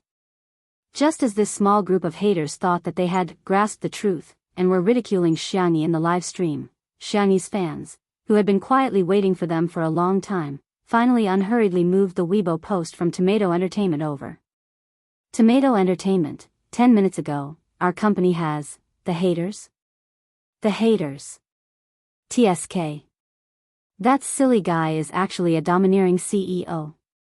That was already frustrating enough. However, Xiangyi's fans had become mischievous at some point. They deliberately popped up at this moment to mock, Congratulations to our sister E for turning from a social animal to a boss, Xiang E, it's impossible for her to work, she can only be a domineering CEO, I want to shout, little uncle is awesome. Okay, after yelling, he was still so naive. Using a spoon to scrape the pearls in immortal roasting grass that can't be sucked up from the bottom of the cup is so realistic. All the trolls. Damn it, we've always been the ones angering others. I didn't expect to be angered today. On the sofa, Shi Sui, who had been sitting beside Xiangyi and drinking milk tea obediently, suddenly asked, Sister E, are you going to work hard to sign artists and start your career in the future? Everyone knew that Shi Sui's contract with Xingchen Entertainment was about to expire. Xiang Feng was confused. You're trying to jump ship right in front of me, the overbearing CEO? Xiangyi was a little embarrassed. I don't think anyone wants to sign with my company. She knew a little about management and had practiced in the world of transmigration. However, it wasn't easy to sign an outstanding artist. The trolls caught their breath and typed angrily, at least you have some self-awareness. At this moment, the sound of an argument suddenly came from outside the living room. We came first, we want to see sister first. I won't let you. You can choose whether you want to fight one-on-one or gang up on her.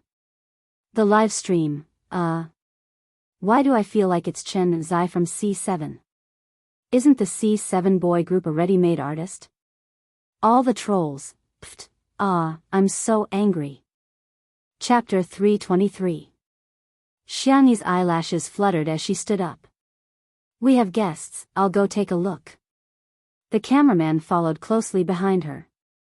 The girl opened the door, and the cameraman happened to capture the scene outside. Sure enough, it was the 7 members of C7. The group's top celebrity, Jiang Chen, was arguing childishly with someone. Standing opposite him was the ruffian from Mingxi Boys High School a few days ago, Rong Huai. Can't you be reasonable? Jiang Chen clenched his fists in anger. Rong Huai still had a crew cut, and he shook his legs arrogantly. I already said that you can choose whether it's a one-on-one or a group fight. I'm not even afraid, so what are you afraid of? Trash. Before he could say the word trash, he noticed Xiangyi smiling behind the door and changed his words. Spicy chicken tastes good. Jiang Chen, do you have? Are you crazy? His captain, Shen Xiai, blocked his words with his hand. Shen Xiai was the standard pretty boy, and he flashed a clean smile at Xiangyi. Hello, sister. Ahem, Jiang Chen wanted to say, do you have any Sichuan restaurants to recommend? Jiang Chen's ears turned red. He didn't expect his sister to see him arguing with someone. Boo-hoo, he would definitely be hated. Rong Hui was also a little uncomfortable. He whistled and pretended to be calm, but his eyes kept sneaking glances at Xiangyi, revealing a guilty conscience. Unexpectedly, when Xiangyi opened her mouth, her tone was still gentle and soft. I made milk tea, do you want to drink it? Rong Hui was the first to speak. Yes, yes, yes. C7, me too. The two sides exchanged glances, and their swords were drawn. Xiangyi said helplessly, everyone has a share. Come in first. Rong Hui was tall, strong, and experienced in fighting. He pushed Jiang Chen and the others aside and was the first to enter the living room. C7. Ah, we were too careless. He actually beat us to it. However, even if we can't beat this troublesome brat, can we not beat our own members? Thus, the 7 of them squeezed together at the door to see who would enter first. If not for Xiangyi coming over to persuade them, they would probably have fought. It could be said that this group of souls were like plastic. Because there were too many people, the sofa could not accommodate all of them, so the younger brothers all sat on the floor. Sitting on the sofa, Xiang Feng, Sengchen, and Xiang Feng looked down at everyone. Xiang Feng was envious. If I were 10 years younger, my skin would be as good. Sengchen, ha. Shi Sui chuckled. Humph, do you two think you're any better? You're still an old man who's nearing his 30s like me. Sengchen, Shi Sui, the whole living room was shrouded in a gloomy atmosphere. The younger brothers were shivering. Even Rong Hui moved closer to Jiang Chen. Jiang Chen wanted to protest, but Rong Hui gave him a stare. What are you looking at? If you keep looking, I'll beat you up. He was so fierce. However, when they huddled together, they didn't seem to be that scared anymore. This was probably the legendary huddling together to keep warm. Milk tea is ready. Add whatever you want. Xiangyi poured a cup for each of them. The hot milk tea seemed to have the power to bewitch people. The netizens in the stream wanted to cry but had no tears. Orders for milk tea on all major takeout platforms have skyrocketed. Everyone, please pay the advertising fee to Sister E. Thank you. Little vase, stop it. Fatty Roa and I were already 2 people before watching the stream. Heh, trash streamer. You only know how to cook milk tea every day. Can't you create a couple? Ahem, an untimely and beautiful couple. Want to know more? Chapter 324. The fans secretly extended their little fingers to test the waters. Ignorant netizens, huh? Untimely? Let's search to see what's going on. Then, we accidentally fell into the trap. The main character is the one who started the love line. If you don't, you're not a surfer. In the living room. Rong Hui was like a little tyrant as he went up to grab 2 cups of milk tea. He was the kind of hooligan who wouldn't drink if he didn't. Jiang Chen protested softly, that's not right. Sister poured a cup for each of us. Then, Rong Hui smiled sinisterly and flexed his muscles. Are you asking for a beating? Jiang Chen was speechless. Hashtag pretend nothing happened and pretend to be a good boy who didn't like milk tea. The next second, Rong Hui's forehead was knocked. He hissed and raised his head fiercely, like a frivolous and wild wolf puppy. He met Xiangyi's calm and gentle gaze. He rubbed his forehead aggrievedly. Why did you hit me? Xiangyi said, 1 cup for each of us. You can give the extra cup to brother Jiang Chen. Rong Hui seemed to have heard a joke. Him? You want me to call him brother? It had always been others who called him brother, okay? Xiangyi sat cross-legged on the ground, resting her chin on her hands and looking at him quietly. His eyes met hers. 1 second, 2 seconds, in the third second, Rong Hui couldn't take it anymore and looked away, his ears turning red. F***ck. This woman isn't reserved at all. How could she stare at him so intently? Even he was embarrassed by his stare. He reluctantly pushed a cup of milk tea to Jiang Chen. Jiang Chen was speechless. Sob, sob, sob, big sister is so nice and gentle. He took a sip. The hot milk tea warmed his stomach and warmed his heart. It was slightly sweet and had a light tea fragrance. It was a perfect match with red beans and oats, however, it must be very high in calories. He definitely couldn't drink too much. He took a sip. Should I have a little more? By the time Jiang Chen came to his senses, he had already finished the cup of milk tea. The young man hit his head in frustration. Rong Hui sneered. You've already drunk it, what's there to regret? Didn't you get any joy from my milk tea? Jiang Chen was in a daze, pondering Rong Hui's words. That's right.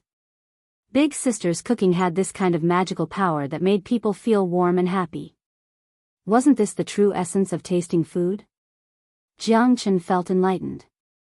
Younger brother, you are really a philosopher. A thinker. His words are too profound and too reasonable. Rong Hui thought, I'm afraid he's a fool. Here, add some more taro balls for me, Rong Hui ordered him casually. Jiang Chen followed his order obediently. The two of them had completely forgotten that they were still streaming. Little did they know that their interaction did not escape the sharp eyes of the netizens. Ah, top traffic ex-arrogant young man, so sweet, so sweet. I'm sorry, although this couple is a cult, I can't help but stand there for a second. Zai Chen's aloofness is just a persona, but his true self is the naive and sweet one.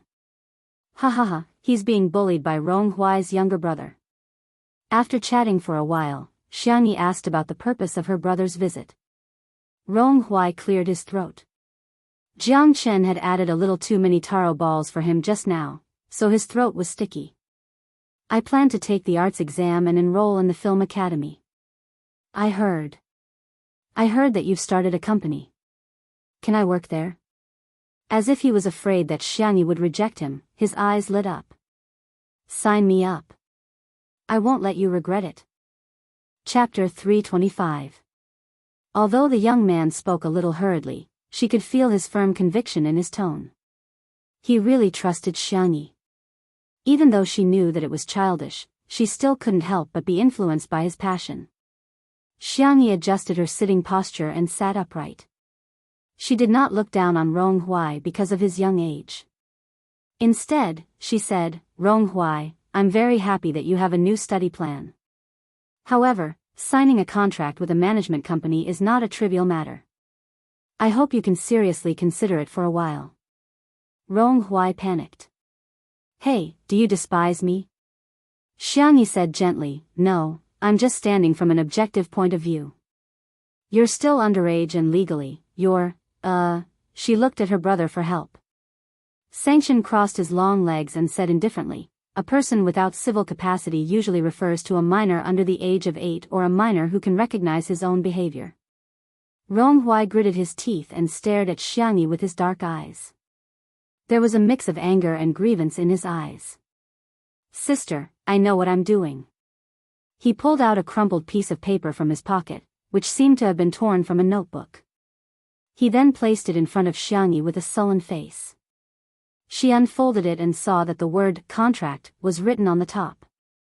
His signature was written on the bottom right corner. The handwriting was crooked, and it was even uglier than a dog's crawl. In the live stream, F***ck, sand got into my eyes.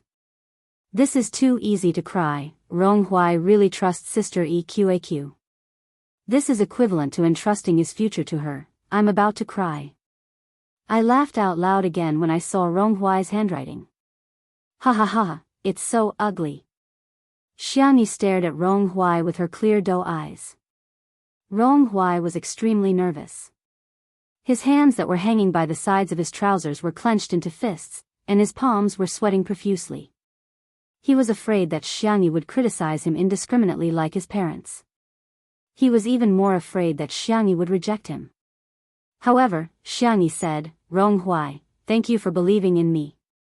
The young man was stunned. I'll accept this contract, but I think we should both have the opportunity to choose, right? You chose me. Similarly, if you get into the film academy, I will sign you. During this period, both of us have the right to go back on our words. What do you think?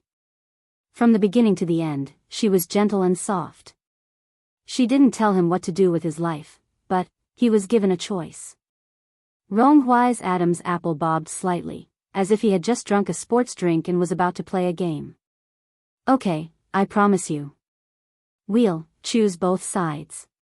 He hurriedly added, you can't go back on your word. Otherwise I. Ronghuai thought for a long while, but he still couldn't think of any powerful threats. He laid his eyes on Jiang Chen and strangled him from behind. I'll beat him up. Jiang Chen, who had been innocently implicated, was speechless. Xiangyi was amused by him. You're too shameless. The live stream was also filled with ha ha ha. Hostage, Jiang Chen raised his hand, indicating that he was going to speak. Ronghuai loosened his grip a little. Jiang Chen said, elder sister. I've signed with Tomato Entertainment for 5 years. Do you want to sign with me for a few more years? Shen Xiai said, 5 years is nothing. Elder sister, my contract is very long. I've signed for 10 years. The other said. Elder sister, renew my contract. I'm cheaper. I can do it too, elder sister. Pick me, pick me. The netizens were speechless. What? Little brothers, is there anyone who would fight to sign a slave contract like you? Chapter 326. Xiangyi felt like laughing. These kids were really, she couldn't turn them down. There's no rush to renew the contract, but I promise to hire professionals to help you plan your career path. The C7 boys nodded repeatedly. Jiang Chen nudged Ronghuai with his shoulder, unable to hide his smugness. We're pretty much guaranteed jobs in sister's company. Keep it up, brother. If you can't get into the film academy, sister won't sign you. Ronghuai gritted his teeth. Are you asking for a beating? Xiangyi, kids, don't fight. Li Jianyu, Huawei, watch your words. Be careful not to get our live stream banned. Ronghuai. How infuriating, but he still had to pretend to be obedient in front of sister. The netizens in the live stream were filled with emotions. I've seen people fighting to terminate their contracts, but I've never seen people fighting to renew their contracts. They were obviously tricked into signing the contract by the company, but now they're bragging about it. The boys are so cute and pitiful. I'm tearing up. I've always felt bad for the boys signing with this unscrupulous company, but now I see a glimmer of hope. I hope Xiangyi doesn't let them down. Someone else got the main point. Ha ha ha, look at Shui's expression, isn't it a little subtle? Countless eyes were focused on Shui's face on the screen. The man leaned lazily on the sofa, his gold-rimmed glasses resting on the bridge of his nose. His eyebrows were lowered, and his long eyelashes cast a faint shadow on his fair skin. Xiangyi inexplicably felt a chill on the back of her neck. She turned around and met Shui's gaze. She was puzzled. Huh? Shui said faintly, does Sister E hate me? Xiangyi was dumbfounded. No, then why didn't you sign me, you? Sister E, do you think I'm too expensive? Then I can make it cheaper. Shui's voice was deep, and after deliberately lowering it, it sounded a little hoarse. Or does Sister E think I can't work for you if you sign me? His tone was weak, helpless, and pitiful. Those who heard it were heartbroken and those who heard it shed tears. The girl was at a loss.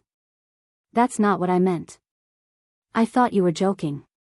After all, Shui was signed by his uncle's company. Moreover, his uncle was very kind to him and opened a personal studio for him. The basic work was up to his mood. In other words, Shui was now no different from a free man. Why would a normal person be willing to sign with another company and put shackles on themselves?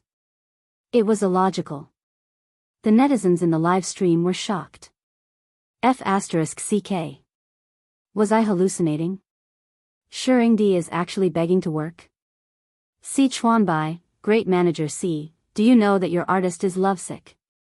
Domineering female CEO X best actor of the entertainment industry. Sisters, I can do it again. It's fine if the younger brothers are fighting to sign the contract, but Shuringdi, he's basically selling his looks, his skills, and his body. Shui pushed up his glasses and looked at Xiangyi with his deep eyes. He sounded a little aggrieved. I'm not joking with you. Xiang Feng said weakly, Shui, I'm your boss. Hey, did you hear me? I'm your boss. Xiangyi said in a daze, then, sign it. Anyway, one more person wouldn't make much of a difference.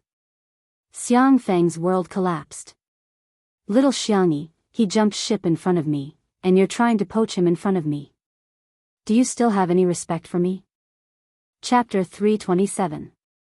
Shui crossed her arms. Are you a black-hearted boss? Xiang Feng subconsciously denied, of course not. Then what's the problem with employees moving freely? Shui looked at Sanction and blinked. Or is it that the law forbids employees from jumping ship? Sanction, although he hated this dog of a man, he still owed him a favor just now. Sanction said expressionlessly, there's no such rule in the labor law. Shui shrugged and spread her hands. So what's wrong with me jumping ship to Sister Yi's company? Xiang Feng was confused and his eyes were in a trance. The netizens in the live stream, ha ha ha ha, there's nothing wrong with that. Keep the goodies within the family, we're all family. Dog head, family is a wonderful description. Is it Xiangyi and Xiang Feng's family, or is it Shui and Xiangyi's family? Hee hee. Ahaha, why can you send a voice message? I can hear your demonic laughter just by looking at the text. Until the end of the live stream, countless netizens were still discussing it with relish. There were also many posts on the Melon forum, and some netizens had taken a screenshot of Xiangyi's photo and photoshopped it with a peach blossom pattern. Title of the post, Let's all freeload off Xiang Yi's luck with the opposite sex. Text of the post, first of all, I was a fan of Sister Yi's looks when I first watched the live stream, but now I'm a genuine fan of hers. After some statistics, Sister Yi is really attractive, not derogatory. First, it was the cute little brother Yan Nai, then the boys from Mingxi Boys High School. I strongly pick Rong Huai. The high school boys are so cute. Go. There were also Jiang Chen's children from C7, as well as Shuringdi, who was almost 30 years old. In terms of looks, Sister Yi is a great beauty, but the wonderful thing is that her eyebrows are youthful, round, and not aggressive. Simply put, she has the kind of looks that are popular with elders. Both boys and girls will feel comfortable looking at her. Of course, Sister Yi's personality is also very good. Her gentle womanly charm both men and women. However, I think the most important point is that Sister Yi is the reincarnation of a peach blossom spirit. That's why she has such good luck with the opposite sex. I'll post it when I find a boyfriend. Because the post was so silly, it was soon pushed. What the hell? Superstition? Upstairs, what do you know? This is called seeking spiritual sustenance from theology. I'm peach blossom spirit. You're a fake fan. Peach blossom deity was more like it. The peach blossoms were bright and dazzling. With her husband. In short, this post was inexplicably popular, and at one point, it was pushed to the top 3 most popular areas of the Melon forum. Before Xiangyi went to bed, she received a WeChat message from Nan. Nan how Nan, suck. Nan how Nan, suck stars. Xiangyi slowly sent a few question marks over. Nan made a voice call. Sister E. I heard you're a peach blossom immortal. Let me suck, I also want to have good luck with the opposite sex and be single. Xiangyi was confused. But I'm single too, Nan blurted out, aren't you married to Shuringdi? You've already taken wedding photos and gone on your honeymoon. Ahem, sorry, I kowtowed too much. Shui and I? Xiangyi looked innocent. There's nothing between the two of us. Before she finished speaking, there was a knock on her bedroom door. A gentle but seductive voice slowly sounded. Sister E, are you asleep? Chapter 328. On the other end of the screen, Nan. He was suddenly excited. He lowered his voice and covered his mouth as he laughed. Oh, it's really nothing for me to come looking for you in the middle of the night, Xiangyi. It's not what you think. Okay, no need to say anything, I understand. Nan gestured. Darling, don't worry, I'll support you no matter what you do. Do your best and defile Shurindi. Okay. Slap. The call ended. Xiangyi, #what should I do if my manager is too silly? She tidied up her nightgown and draped a small blanket over her shoulders before walking towards the door in her slippers. As soon as she opened the door, she was greeted with a beauty attack. Shui took off his sunglasses, revealing his deep brows and pure black pupils as he looked at her with a faint smile. The pajamas seemed to have been bought too big. The collar was loose, revealing a large area of cold white skin and clear collarbones. Xiangyi almost imperceptibly swallowed her saliva. The girl hadn't realized that her feelings for Shui were different from her feelings for her brother. It's so late, what's the matter? Xiangyi asked. Shui, let's go pick up Xiao Naofu together tomorrow? It must be homesick. Xiangyi, okay, I was planning to go tomorrow anyway. Oh, suddenly, a bony hand covered the top of her head, the movements gentle and delicate. There's a feather on it. As an older brother, helping his sister twist a feather didn't seem like a big deal. Maybe it's from the pillow. Xiangyi forced herself to remain calm. After waiting for a few seconds, Shui still didn't look like he was done. She couldn't help but ask, are you done? Yeah. Shui retracted his hand, his voice low and mellow. But, as he moved, the originally loose pajamas slipped down, revealing a thin but not weak shoulder. Your clothes. Xiangyi whispered, her voice as soft as a mosquito's. Shui blinked. What did you say? Xiangyi looked calm and composed as she draped the small blanket over Shui. It's cold, wear more. Shui was stunned for 2 seconds before her expression returned to normal. Thank you. You're welcome. I'm going back to my room. Xiangyi turned into the room and closed the door. She leaned against the door and patted her chest. His heart was beating abnormally fast. Outside the door, Shui lowered her long eyelashes and stood in place for a while. Then she chuckled softly. Not far from the French window, Sanction, who was dressed in black silk pajamas, seemed to be one with the darkness. He gripped the cup tightly, as if he was a cedar covered in icicles on a distant mountain. I think you don't want your leg anymore. He didn't specify which leg he was referring to. Shui slowly walked a few steps in front of him. She wrapped the small blanket tightly around herself as if she was showing off. The fragrance of her hair still lingered on it. Are you angry again? Brother-in-law, Sanction, ! The man's eyes were cold, and his tone was cold. What did you call me? Shui looked at him innocently. Brother-in-law, can you break my leg the day after tomorrow? After all, I'm going to pick up the child with Sister E tomorrow. Sanction gritted his teeth. Child? Shui chuckled. Yes, Sanction was so angry that he started to roll up his sleeves. He thought that he could have a showdown with Shui, but he didn't expect Shui to call Xiangyi so openly. Xiangyi, what's wrong? Shui complained. Sister E, someone bullied me. Who? Where? Sanction, he took a deep breath, snatched the phone, and said coldly, go to sleep. This dog of a man was really despicable and shameless. Chapter 329. The next day. After Xiangyi finished her morning exercise, she made some simple scallion pancakes, steamed buns, and pumpkin millet porridge. She left some breakfast for her uncle and brother. After having breakfast with Shi Sui and the others, she set off.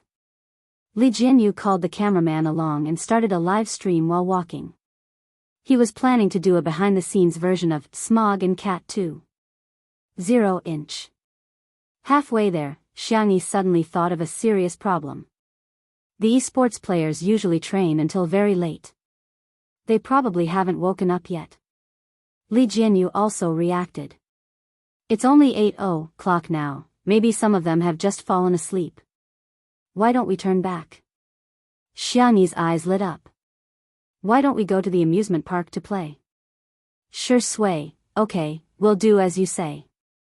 The netizens were appalled. Is this considered a date? How old are you to go to the amusement park? Why are you pretending to be young?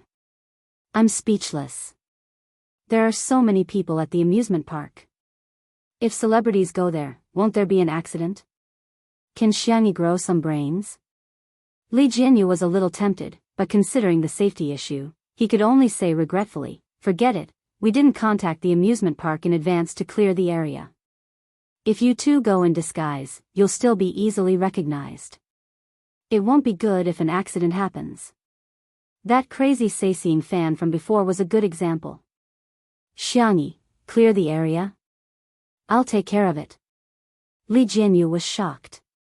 Sister Yi, are you omnipotent? In the live stream, there were always netizens who were nitpicking. Can you do whatever you want with money? You can smile. Is she flaunting her wealth? Is she flaunting her wealth? How can anyone like such a woman? Is there something wrong with your brains? Think about those people who have booked tickets in advance and are excited to go to the amusement park, only to be told that they can't enter because the rich people have cleared the area. Ha! The gap between the rich and the poor is so big that no one cares. Until the nanny van stopped at an amusement park. The cameraman got out of the car first and took photos of the surrounding scenery. The surrounding greenery was excellent. The sky was blue, the clouds were white, and the flowers were in full bloom. Even the road signs were made into cartoon designs. Some netizens from Nanching were puzzled.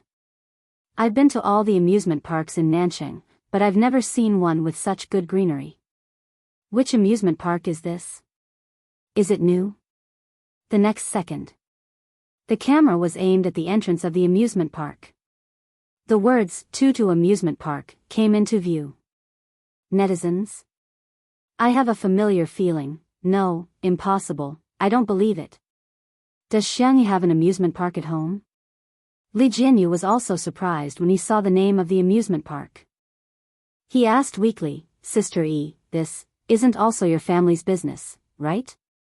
Xiangyi was a little embarrassed. It was built by my grandfather. It's not open for business. This is actually a mini version of the amusement park. It's very small inside, about 1/10 the size of a normal amusement park. There are only merry-go-round rides, but it should be just enough for us to play for a few hours. Li Jianyu. 10% is already a lot. Isn't it better to build a house? He had been a social worker at Muyao TV for several years, but he hadn't even saved up enough money for a down payment on a house. In the live stream, poverty has really limited my imagination. Come out and get beaten up. Your family's little amusement park won't affect others at all. What should I do? I suddenly have an idea. Shi Sui might as well not marry Sister Yi and marry into her family as a gigolo. Chapter 330. Is there such a good thing? Shi Sui, get out of the way. Let me do it. Sister Yi, let's discuss this. Don't be so rigid about gender, okay? Look at you people, do you even have any integrity? All you know is to marry into the family. Mom. I'm your child that you've lost for over 20 years. Ha ha ha, you're making me laugh to death. Sister E is only 20 years old, how can she give birth to a child in your 20s? The silly netizens were having so much fun with the jokes that they drowned out the haters' comments. The procedure to enter the garden was very simple, they had to scan their faces. There were only a few staff members, but their service was very good. Xiangyi and Shi Sui went in first. Li Jianyu said in all seriousness, Isn't this something only children play? Old Zhang, let's shoot properly later and try to make it feel like an idle drama. The netizens commented, Director Lee, you must be a fan. How can you conspire loudly? The cameraman, Old Zhang, nodded. Yes, that's for sure. I'm already in my 40s, why would I play this? A few minutes later. Li Jianyu sat on the merry-go-round and laughed like a fool. Ha ha ha, this thing is quite fun. Oh, let's go higher, let's go higher. Little brother, can you double the speed? The staff member had a Mona Lisa smile on his face. Sure. Li Jianyu said, Old Zhang, come on. Hurry up and come with me. A merry-go-round that's twice the speed is one of a lifetime. If you miss it, you'll have to wait until your next life. Old Zhang was tempted. Then, I'll play 2 rounds with you. Hence, the manual position became a fixed position. The netizens in the live stream were laughing like crazy. Director Lee, Old Zhang, so fragrant. You too, wake up. We want to watch Sister E and Shui go on a date. Why did the idol drama turn into a country romance? Why am I laughing so hard in front of the screen? Variety shows required a sense of variety. Most people watched the live stream to pass the time and have some fun. Li Jianyu and Old Zhang's casual self-indulgence, which made them even more hilarious. This scene would also become one of the textbook scenes of variety shows in the future. On the other side, the theme of the entire amusement park was rabbits. There were cute big rabbits, small rabbits, white rabbits, and gray rabbits everywhere. Most of the amusement facilities were also related to rabbits. Xiangyi was playing a game of Hit the Rabbit. She had liked to play this game since she was young. The feeling of smashing rabbits with a carrot hammer was especially stress-relieving. Shui, on the other hand, was interested in the cotton candy being sold at the side. He stared straight at it, and the young lady in charge of selling the cotton candy blushed under his stare. Well, do you want some? I'll give you one. Shui thanked her with a smile and waved at her. However, after Xiangyi finished playing with the rabbit, she felt her sleeve being gently tugged. She looked up and saw Shui's wet eyes. She looked pitiful. Xiangyi's tone was like coaxing a cub. What do you want? I'll buy them all for you. I have money. Putting everything else aside, if the annual income of Tudu's farm was made public, it would be enough to make people gasp in amazement. Not to mention, Xiangyi also had the supplementary cards of the entire Xiang family. Her grandfather had given her a building, her grandmother had given her a floor of a shop, her aunt had given her a small gemstone mine overseas, and so on. Although it would be a little difficult to cash them all out, it was more than enough to raise Shui. Shui pointed at the cotton candy not far away. Sister E, I want some, Xiangyi. Okay, I'll buy it. The young lady was stunned on the spot. Didn't she say that she didn't want to eat it just now? Chapter 331. Hello, I'd like a cotton candy. Xiangyi's soft voice pulled her back to reality. As a staff member of Tutu Amusement Park, the young lady was well aware of who the amusement park was built for. Old Mr. and Mrs. Xiang doted on their granddaughter so much that the amusement park was named after Xiangyi's alternate account. The maintenance of the venue and facilities alone required an unlimited amount of manpower and resources. The staff members were all students sponsored by the Xiang family. Not only were their jobs easy, but they could also supplement their family expenses. Miss Xiang, the cotton candy is free of charge. There are 2 colors, which one would you like? Xiangyi tilted her head to look at Shui. He looked down and said with a faint smile, pink. Okay, please wait a moment. Soon, a huge pink fluffy cotton candy was handed to Xiangyi. Xiangyi handed it to Shui with a radiant smile. The tall man holding the cotton candy was clearly a strange scene, but the young lady felt a tinge of sweetness. These two are in love, aren't they? Aren't they? At the same time, a low-key and comfortable car stopped at the entrance of the amusement park. Xiang Yin got out of the car first. He was dressed fashionably in a floral shirt with oil paintings and beige trousers. Although his hair was white, he was hale and hearty. Xiang Yin opened the car door for his beloved wife out of habit. Madame Xiang was wearing a floral dress with an apricot-colored shawl. The color of her bag was also similar to Xiang Yin's tie. "Old man, help me take a photo later. I want to post it on my WeChat moments and piss off Mrs. Zhou next door." As the group leader of the elderly plaza dance group, Mrs. Zhou was also the first to master the usage of WeChat, much to the envy of countless group members. Xiang Yin said in disdain, "How childish." Madame Xiang humphed and said, "Why? Do you dislike me? Find another grave then, don't lie next to me in the future."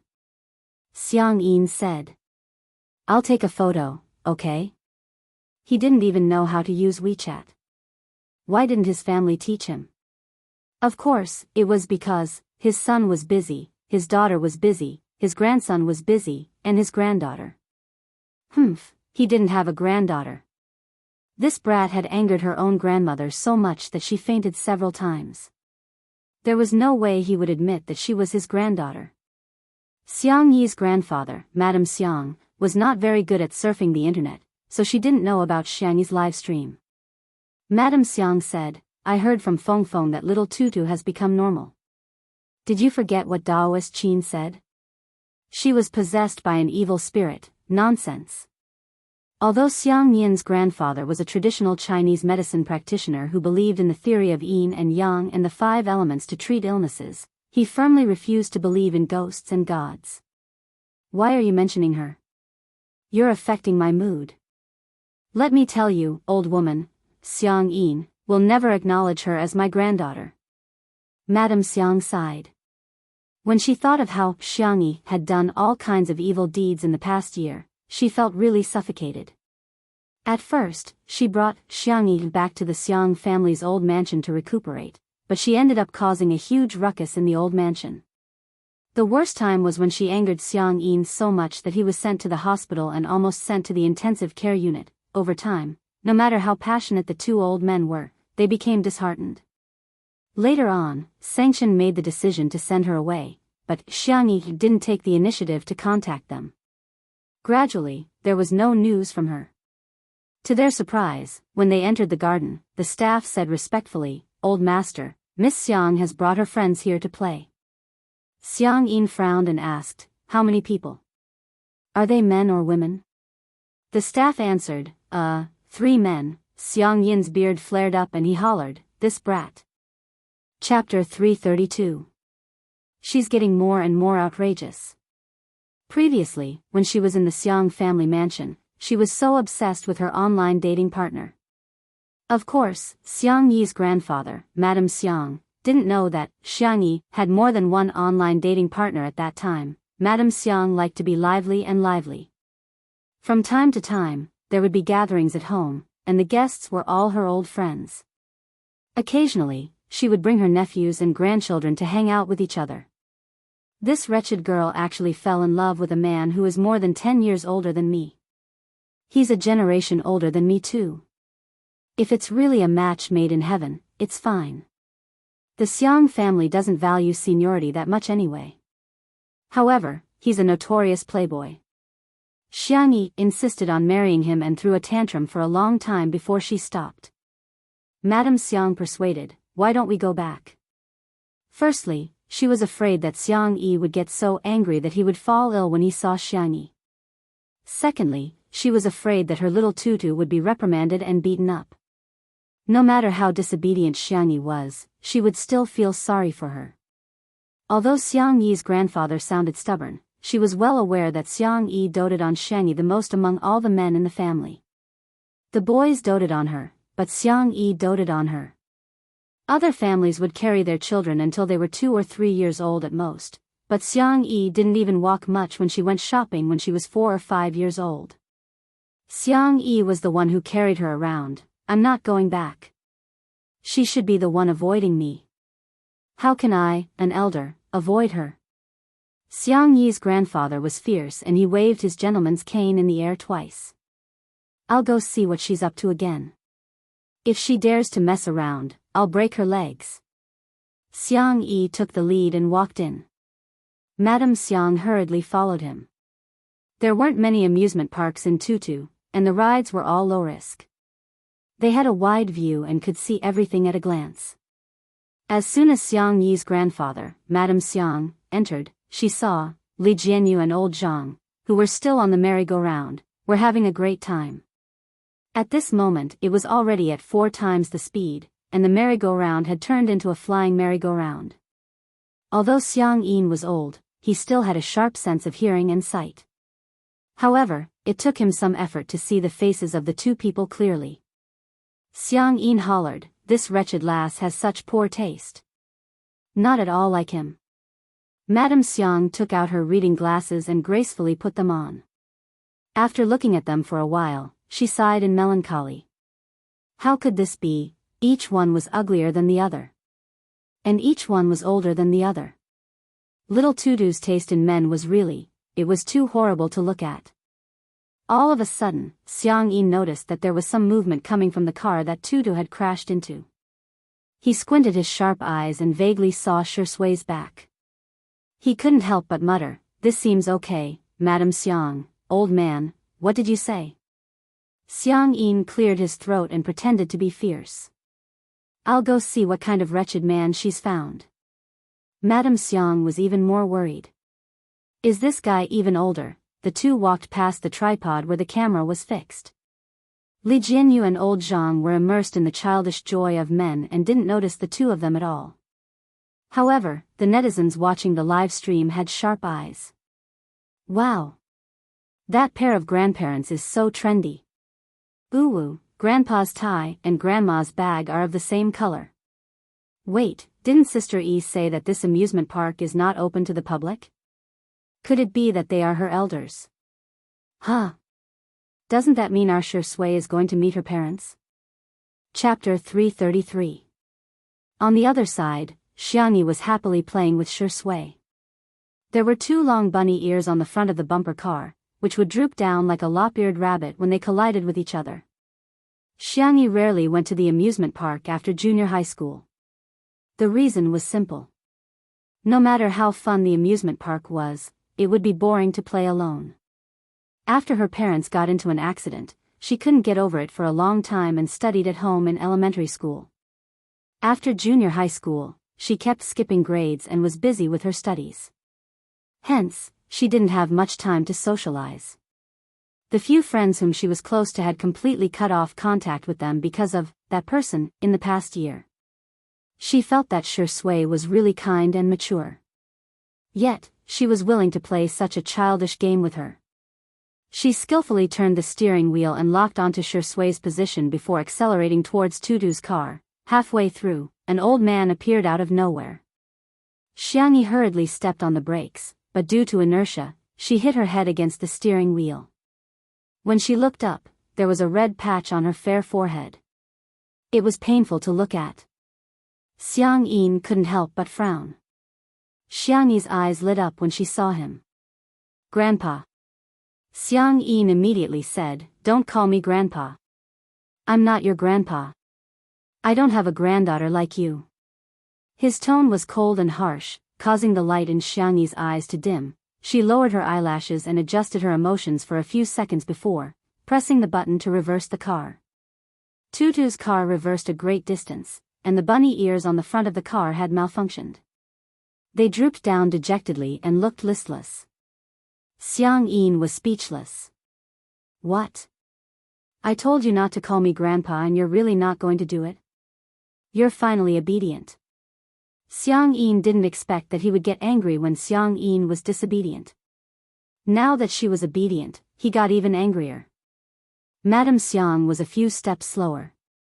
When she walked over, she discovered that Xiangyi had reversed the car and left without saying a word.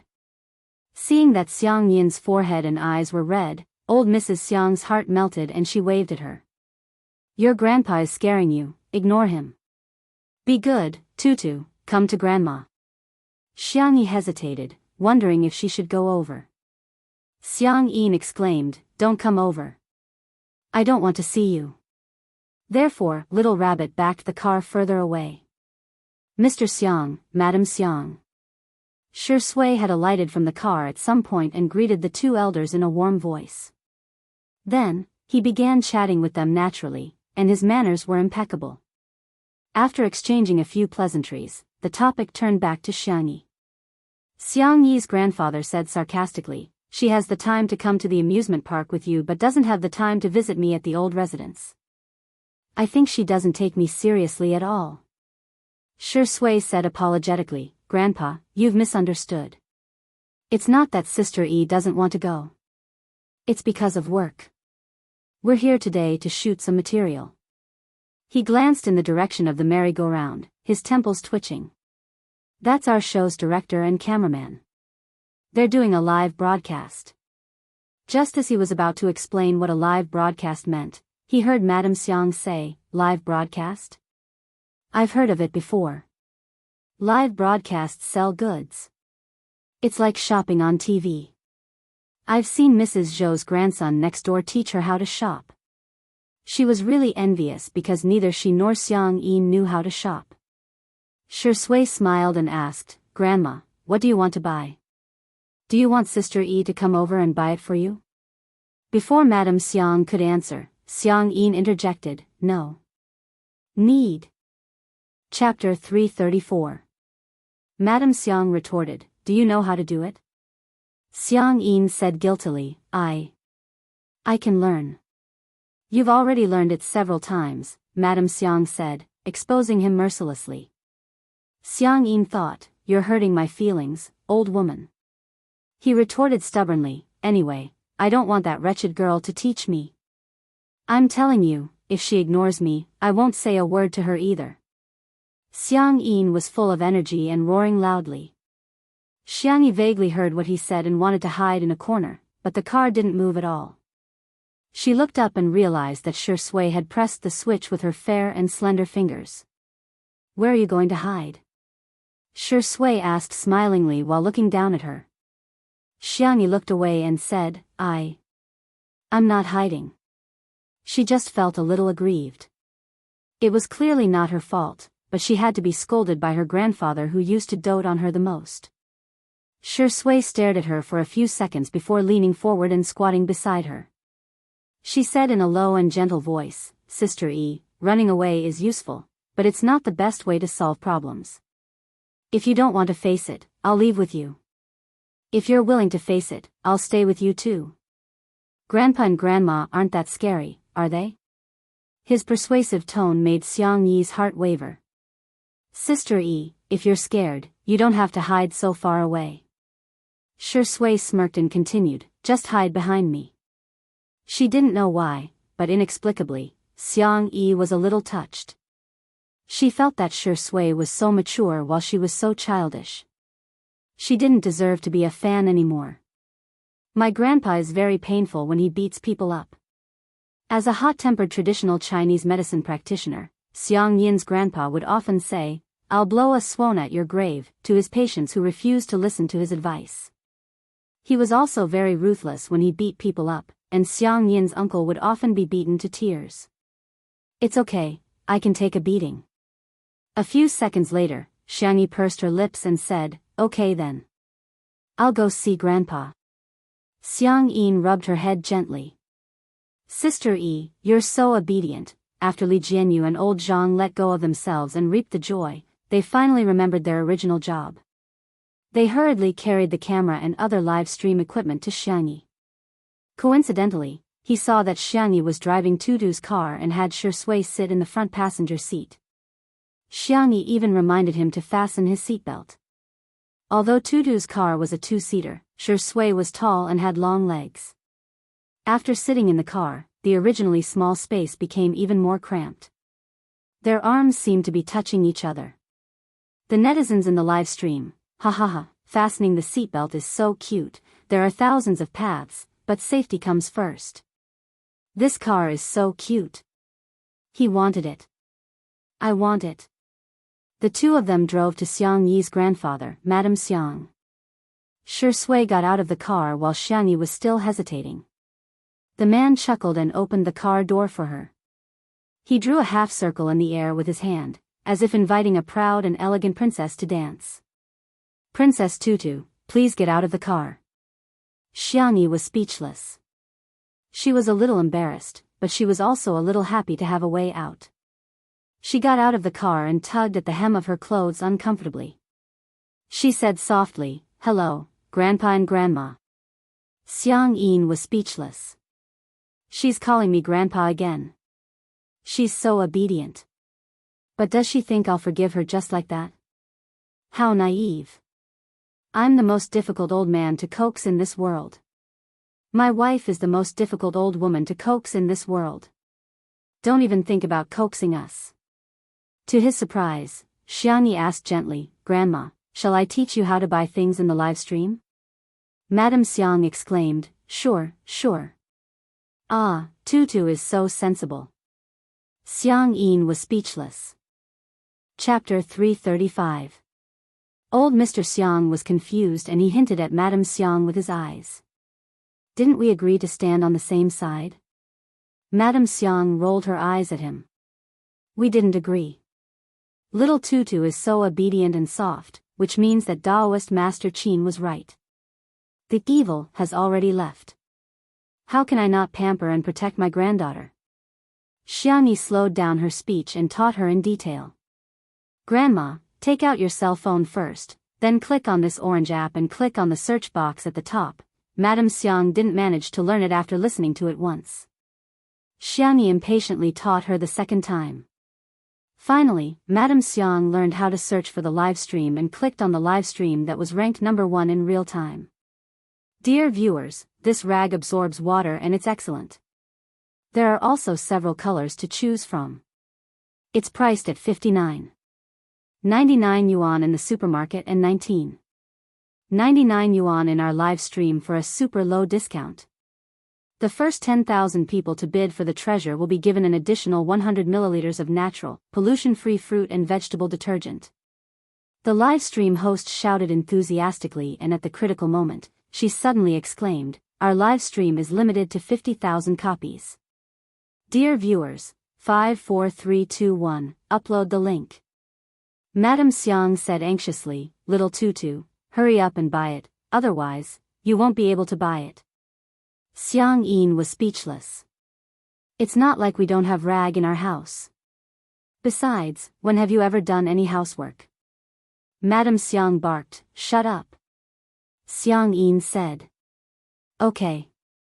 Seeing this scene in the live stream of Two Under One Roof, the netizens almost burst into laughter. I'm watching a live stream? Grandma looks just like the first time I saw a live stream selling goods. Ha ha ha ha ha, I can't take it anymore. Grandma is so cute when she's angry at Grandpa. Grandpa looks fierce, but I didn't expect him to be a henpecked husband. Looking at the interaction between her grandparents, Xiangyi couldn't help but burst into laughter. She followed the live stream's instructions and grabbed the coupons before buying them. The screen showed that the order had been successfully placed. Madame Xiang was overjoyed. Great, great. We've got it. Xiangyi said, "Grandma, it's actually more than 50,000 was just a marketing tactic." Before he could finish his sentence, Shui patted him on the shoulder. The young girl exchanged glances with him, understanding tacitly. As long as Grandma is happy, there's no need to expose her. Then, the host started to show the second product. This is a pair of men's sports shorts. It absorbs sweat and is easy to wear. Original price blah blah blah. Madame Xiang said in disdain, "Little Tutu, isn't there a skip button?"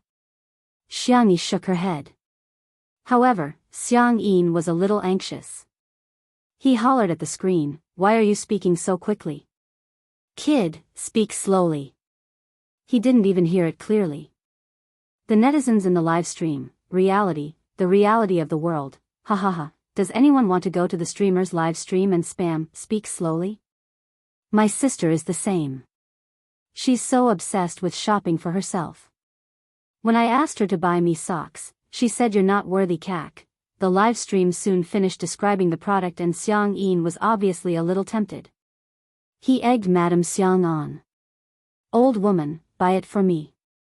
Madame Xiang said leisurely, "It's not like you don't have any pants to wear. It'd be a waste to buy so many. Xiang Yin was speechless. Madame Xiang did it on purpose. After getting along with Xiang Yin for decades, she had a firm grasp of his character. Sure enough, after being rejected by her, Xiang Yin crossed his arms angrily. He didn't want to buy it at first, but when he heard the live stream say that there were only 5,000 pairs left, he couldn't help but poke Xiang Yin's arm. It was the kind of touch that caused him to leave immediately. He said arrogantly, "Hey, buy it for me." Chapter 336.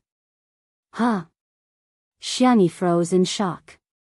Is Grandpa talking to me? Seeing that she was ignoring him, Xiang Yin said reluctantly, "I'll give you money. I won't take advantage of you." A faint smile appeared in Shui's eyes. Madame Xiang turned around and covered her mouth as she snickered. Who was the one who said he was going to ignore little Tutu? How many minutes has it been? Xiang Yi snapped back to reality and said, "Grandpa, I'll buy it for you now. What color do you want?" Xiang Yin humphed and said, "Black one, it'll go well." He had learned the word "go well" from Madame Xiang. Women are so troublesome. They've been wearing couple outfits for decades and yet they don't get tired of it. He had no choice but to wear it with her. Xiang Yi smiled and said, "Okay." There were some haters in the live stream. She bought it just like that? She didn't even ask for his size. She's so careless. I'm dying of laughter. What kind of rich and beautiful girl is she? She's trying to please Grandpa with a pair of pants that cost more than 100 yuan. Serves Grandpa right for not liking her. After all, boys are meant to carry on the family name while girls are meant to be outsiders sooner or later. In the next second, Xiang Yi said, "Grandpa, I remember that you wear XL. Can I buy XXL pants for this pair of pants? It'll be more comfortable if the sweatpants are looser." Xiang Yin muttered softly, "At least you still have some conscience." Madame Xiang said smilingly, "Little Tutu, let me test you. What size shoes do your grandpa and I wear?"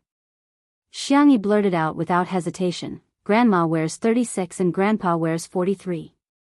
Our little Tutu has such a good memory." Madame Xiang couldn't help but praise her. "You've been meticulous ever since you were young. You're much more considerate than your brothers. Your grandpa and grandma's little jacket while the rest of them are at most military coats. As for your uncle, TSK, he can't even be considered a pair of underpants."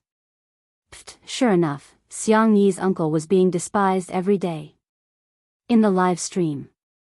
This time, no one indulged the haters and they immediately started retorting. "Xiang Yin? Do you know that the Qing dynasty? Do you still value boys over girls? You call this not attentive? Anyway, I don't even know how big my grandparents wear. Those who are against Sister E, ask yourselves, do you have the patience to accompany the elderly? Do you have the patience to teach them how to use the internet over and over again?" Xiang Yi accompanied the two elders to watch the live stream and bought a lot of things. However, this streamer did not expect that in just 10 minutes, 1 or 2 million people would flood into his live broadcast room. There wasn't a lot of traffic in the morning, but to be able to reach this number meant he was on fire. However, the streamer was confused. He did not understand how he became so popular. Moreover, there was a group of people in the live broadcast room who were spamming something like, "Speak slowly." What kind of joke was this? Is this a new type of internet slang? The clip of Xiang Yi teaching her grandparents how to watch the live broadcast was also edited and posted on a video website.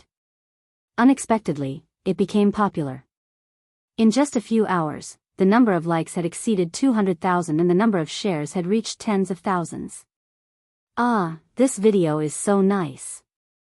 You speak better than me." He posted it in the family group chat. "My mom and aunts have learned to watch live streams and shop online. My grandparents said that this girl is beautiful and kind-hearted. Judging from the way she looks at me, I suspect that Sister E is their biological granddaughter." It was also from this day onwards that Xiang Yi began to gain a large number of middle-aged and elderly mother fans, milk powder fans, and milk powder fans. Her popularity soared. When her grandparents were satisfied with the shopping, Xiangyi finally turned off the live stream on her cell phone. Madame Xiang said softly, "Old rabbit, look, little Tutu has returned to her original self." Xiang Yin said awkwardly, "I haven't forgiven her yet. Does she think she can coax me with such a simple method? She only managed to coax 1% of me." Humph. Chapter 337. Xiang Yin stole a glance at Xiangyi, only to discover Shi Sui handed him a bottle of water and even took the initiative to unscrew the cap. Xiang Yin squinted and fixed his gaze on her. She was quite pleasing to the eye just now, but now, she's so annoying. However, Madame Xiang mistakenly thought that the two of them were in a relationship. Perhaps because of Li Jianyu and old Zhang, she was more and more satisfied with Shi Sui. In the manner. Sanction slept until 9 o'clock in the morning, which was a rare indulgence for him. According to his habit, he read the financial headlines while drinking black coffee, and then glanced at the stock charts. Immediately afterwards, Sanction began to process his emails. Although he was on vacation, there were still some things that he had to take care of. Halfway through replying to the English email, his cell phone vibrated. He picked it up to take a look, only to see that it was a message from Guardian of the best Xiang Yi in the world. "Guardian, sorry to disturb you, I've sorted out the details of the case and sent them to you. Can I send the document to you directly on WeChat?" Sanction expressed assent. Soon, Guardian sent the document over. Sanction opened it and skimmed through it before carefully combing through it. The gist of it was that Guardian's good friend had graduated from college this year and she majored in chemistry. When she applied for a job, she came in first in the written test and interview. However, in the end, she was not hired and a man who ranked lower than her was hired instead. She called the HR department to inquire about it, but the reply she received was that the position was more suitable for men. Guardian's good friend was furious, but she had just graduated and didn't have the money to file a lawsuit. Guardian wanted to seek help from a public interest lawyer on Weibo, so she tried to post it. She didn't expect to receive a reply from Sanction. She was already very grateful. After learning that Sanction was Sister Yi's elder brother, she felt even more embarrassed because she felt that she had caused trouble for Sanction and indirectly for Sister Yi. "Guardian, is this lawsuit easy to fight? If it's a waste of time, forget it. My friend is looking for a new job." Guardian, pitiful. JPG. In the beginning, she and her good friend were indeed furious, but as time passed, they had no choice but to accept it. After all, there was too much inequality in this society. They were just two ordinary freshmen. How could they fight against those cruel rules? "Chen, I'll arrange for someone to follow up." "Chen, do you have any more expression packs?" The Guardian on the other end of the screen was stunned for a moment. Only then did he realize that the emoticon she had just sent was made from Sister Yi's GIF. Guardian, yes, yes. She hurriedly sent over the dozens of Sister Yi emojis she had made. On the other end of the screen, Sanction was expressionless and serious. He saved the emojis one by one. "Chen, for the sake of the emoji pack, I will personally take charge of this case. The trial is expected to start in 3 days. You and your friend should prepare for it." Guardian? Did she see wrongly? The top lawyer in the country, a big shot who only took on cases in the millions, was actually going to personally take on such a small case? Guardian was instantly terrified. This is not necessary. Moreover, Sanction was not a public interest lawyer. His legal fees were very, very expensive. Even if Sanction didn't want it, she and her friend should give him some. She reckoned that she and her friend would have to eat dirt for the next few months.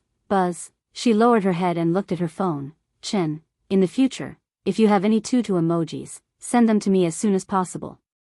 "Thank you." After turning off the screen, Sanction returned to his cold, noble, and elegant appearance. Chapter 338. At the amusement park. When Li Jianyu heard that Madame Xiang wanted to take a photo, he volunteered to do it for her. Xiang Yin looked extremely displeased. "What? Are you trying to snatch my job?" Shi Sui said, why don't we all take a photo? Grandma, you can use the photo of whoever you like. Madame Xiang nodded gracefully and said, thank you for the trouble then. Hence, the netizens in the live stream witnessed Madame Xiang striking a pose that was commonly used throughout the country, a shawl. Director Li is so hardworking. He's even lying on the ground to take a photo. Ha ha ha, damn. I suspect that Madame Xiang is spying on our family life. It's so realistic. My mother and aunt always take this pose when they go to scenic spots. After changing a few poses, Madame Xiang came over to take a look at the photos. Li Jianyu was also very good at it. After getting Madame Xiang's permission, he got old Zhang to do a close-up of everyone's cell phones. First, it was Xiang Yi's. Her photos were quite decent, which was not bad. Next was Li Jianyu's photo, which was impressive as he took a beautiful photo. Next was Shi Sui's photo, which was surprisingly good at taking photos and made Madame Xiang look warm and affectionate. Finally, it was Xiang Yin's turn. The netizens in the live stream mocked mercilessly. Grandpa, you're a straight man. You've made Grandma look like a dot in the photo. Thank you, I'm offended. Even my boyfriend looks so ugly when he takes photos of me. Ha ha ha, I even saw several photos with their eyes closed. They were really perfect when Grandma blinked. Madame Xiang adjusted her shawl and said with a smile, I hereby announce that the best photo goes to little Tutu. Before she could finish, someone criticized her. Even if you're biased, you shouldn't be like this, right? Anyone can tell that Director Li and Shi Sui have done a good job. I'm speechless. The next second, Madame Xiang said leisurely, little Tutu, Shi Sui, and little Li are tied for first place. She winked at the three of them and said, there will be rewards for all of you later. The netizens in front of the screen were stunned for a moment before they realized how brilliant Madame Xiang's EQ was. Ah, Grandma is so gentle. I don't care, I want to cheer for Grandma. Xiang Yin panicked. What about me? Second? Madame Xiang said in disdain, you wish. You're last. It could be said that the double standards were incisively and vividly displayed. Feeling aggrieved and infuriated, Xiang Yin turned around and ignored Madame Xiang. He asked Xiang Yi fiercely, are my photos really that bad? Xiang Yi, what kind of question was this? Just as she was struggling with how to answer, Shi Sui naturally continued, Grandpa, Grandma must like the photos you took the most because you're the person she likes the most. Xiang Yin's face stiffened. 1 second, 2 seconds, in the third second, the corners of his mouth curled up with joy. This little imp is quite eloquent. However, in the blink of an eye, he recalled the scene of Shi Sui handing Xiang Yi a glass of water just now, and his expression immediately changed. Glib tongue. What if he bullies little Tutu in the future? I can't have such a man. The netizens watching the live stream all expressed that Xiang Yin's facial expression was textbook level. Of course, Madame Xiang could guess Xiang Yin's thoughts. She found an excuse to ask him to go to the side to take photos of the flowers and plants. She then affectionately held Shi Sui's hand. Grandson-in-law, you must take good care of Tutu. Xiang Yi was confused. Grandma, did you misunderstand something? She was about to explain, but Shi Sui smiled and said, Grandma, don't stand on ceremony with me. It's my duty to take care of Tutu. Xiang Yi was dumbfounded. Chapter 339. Her cherry lips quivered and she muttered, no, he's not. Xiang Yi suddenly felt an arm around her shoulder and was momentarily at a loss for words. She looked at Shi Sui in astonishment. Shi Sui's expression remained the same as he leaned over and whispered a few words into her ear. Xiang Yi was speechless. Shi Sui said that since Grandma was so happy, he didn't want to disappoint her and said that he could reluctantly pretend to be her boyfriend. It sounded like he was being considerate of her and Grandma, but Xiang Yi felt that something was amiss. The fans who were watching the live stream were flabbergasted. This is the ugly husband meeting the parents, right? Ugly? Mind your words, how is our Shi Sui ugly? Official announcement? Shi Sui didn't deny that Grandma called him her grandson-in-law, which means he's acquiescing. Madame Xiang couldn't help but cover her mouth and snicker when she saw how harmonious and intimate the two of them were. Seems like my dear Tutu and her grandson-in-law have a good relationship. Madame Xiang thought that it was good for girls to be in a relationship a few times as they would become more mature when it came to relationships. Xiang Yin, who was standing nearby, saw it. His eyes were about to pop out of their sockets and he hollered, "Rascal! Get your hands off me! Get them off me!"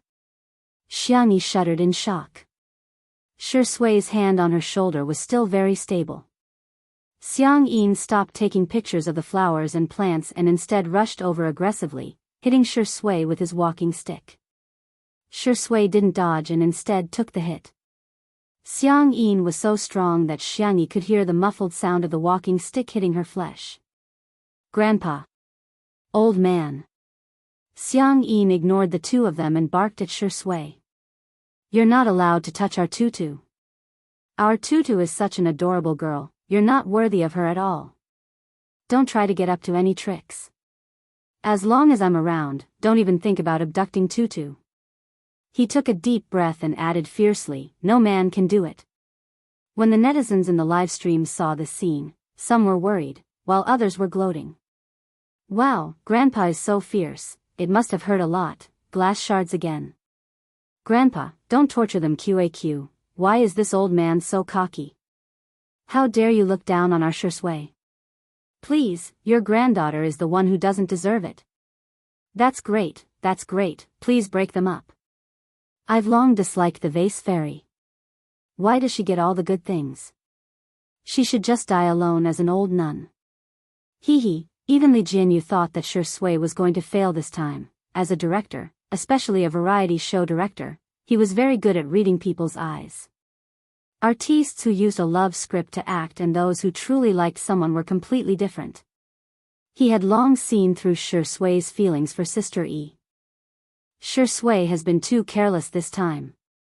She had improved Madame Xiang's impression of her but caused Xiang Yi's grandfather to detest her greatly. That was simply not worth the loss. Unexpectedly, before Xiang Yi's grandfather swung his cane again, Xiang Yi pulled Shi Sui back with one hand and grabbed Xiang Yi's cane with the other. "Grandpa, you've misunderstood, I'm not going to his house."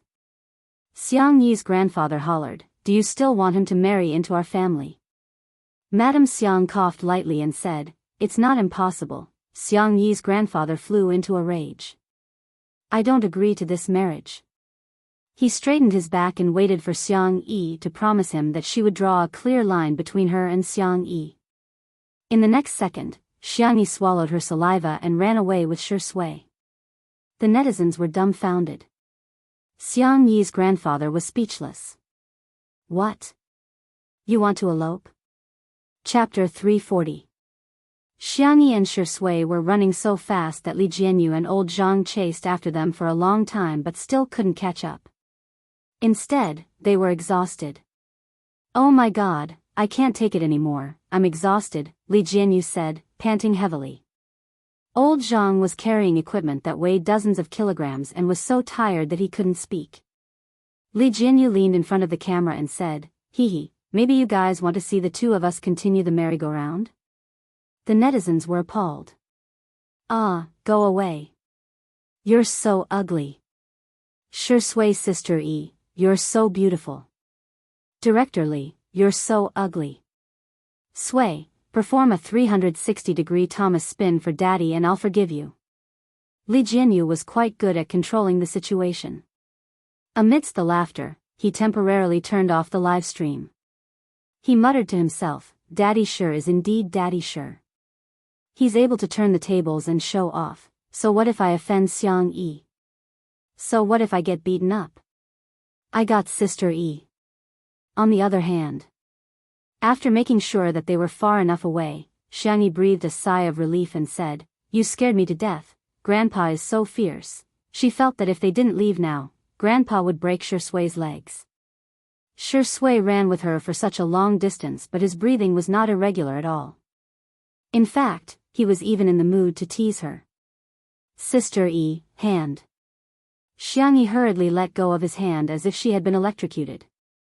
"Don't get me wrong, I'm just afraid that you'll get beaten up by Grandpa." "Yes, I know. Meeting the man's smiling eyes, Xiang Yi suddenly had a feeling of discomfort. Ahem, I'll call Grandma and then we'll go pick up Xiao Naofu. Okay. Xiang Yi went to the side to make a call. Shi Sui could vaguely hear her acting coquettishly. When she was acting coquettishly, her voice was gentle and soft, but it was sweet. However, when she returned to his side, she regained her composure and said, Grandma said that she would help me coax Grandpa. But then again, why do the two of them think that we're in love? The girl was confused. The actor who had caused the misunderstanding to deepen didn't change his expression. Maybe it's because my brother is too likable. Xiangyi, ? Don't you know that you have to make an appointment to go on a blind date with your brother during the new year? Xiangyi. She was shocked. Shi Sui. Ah no, I'm no longer a fan. I'm not fit to be a fan. Is Shi Sui that popular in the matchmaking market? No wonder Grandma liked him so much.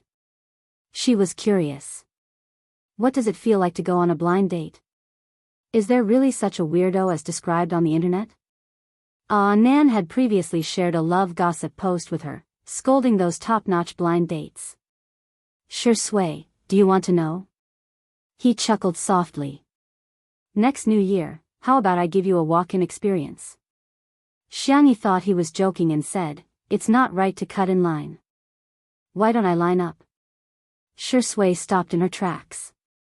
Then, as if nothing had happened, she caught up with her. Okay, I'll call you when it's your turn. At the Logic Esports base. Xiangyi and the rest arrived at 11 o'clock.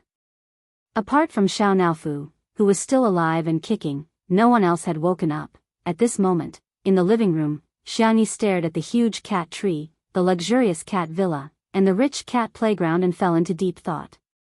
Did I treat Xiao Naofu too badly? Brother and the rest are too nice to Xiao Naofu. She somehow felt like a poor child who had gone to a rich relative's house to be pampered. Hearing the footsteps, Xiao Naofu turned around and wagged its tail excitedly before scurrying towards Xiangyi. Oh stupid woman. I want a hug. I want a kiss.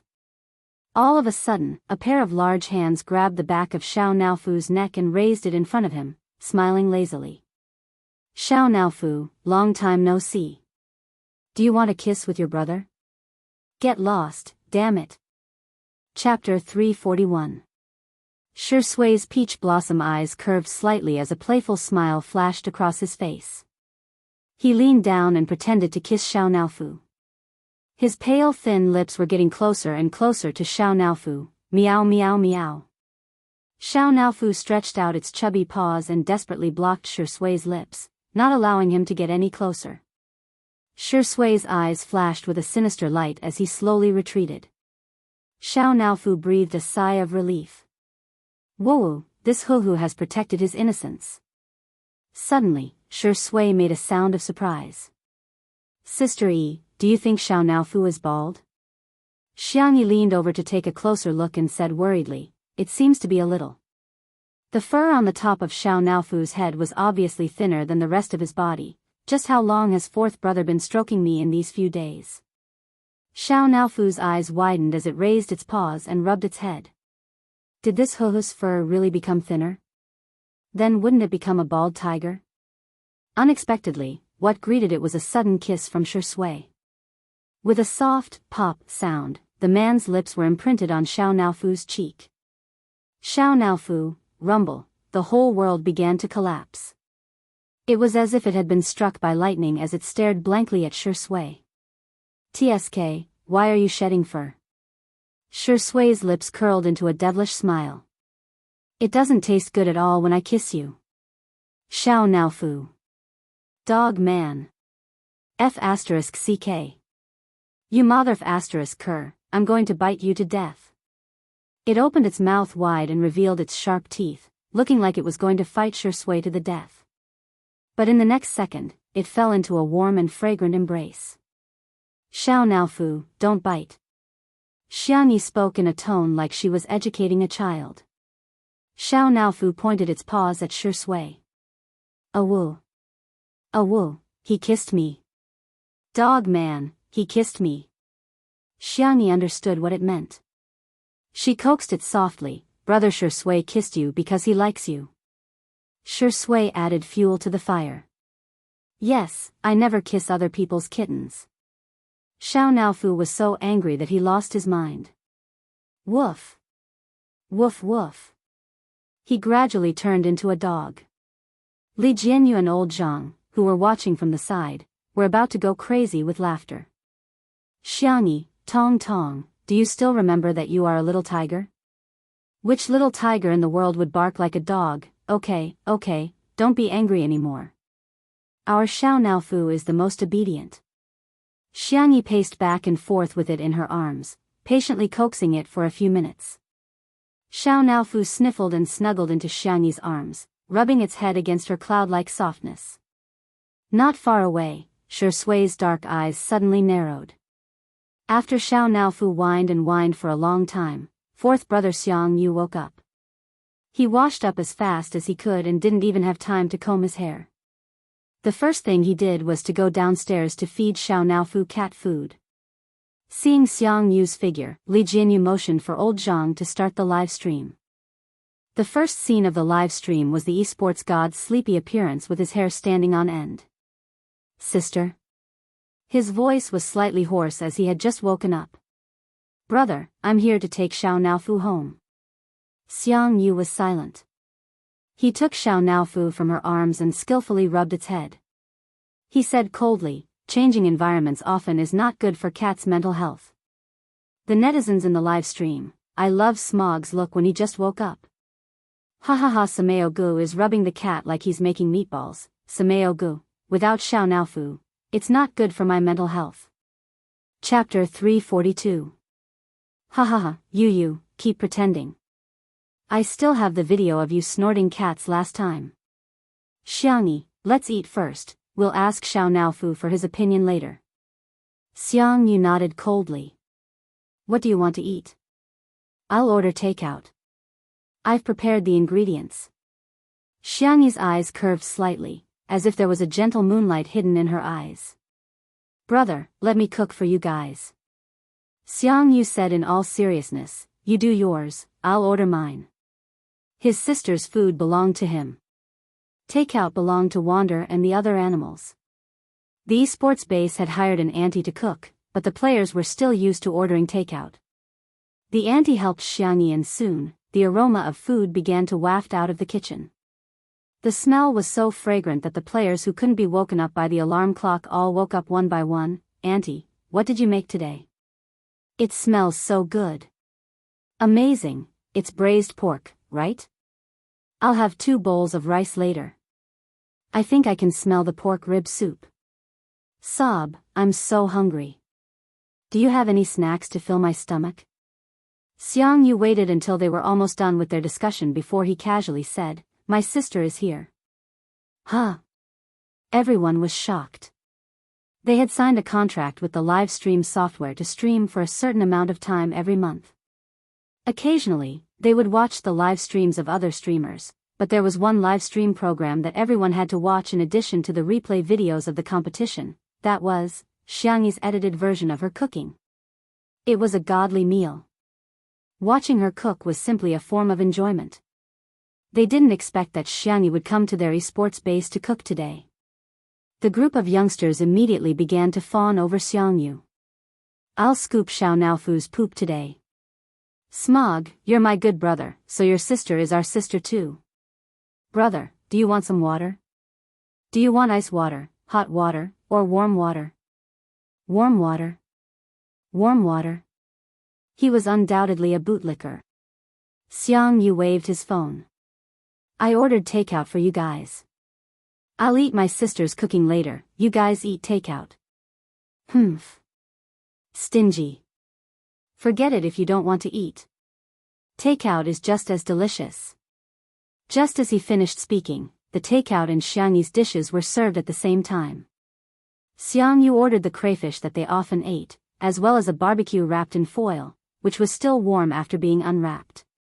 Xiangyi made braised pork with quail eggs, braised prawns, braised gourd with ginger sauce, stir-fried vegetables with mushrooms, and pork ribs with corn soup. The main dish was curry chicken omelette rice.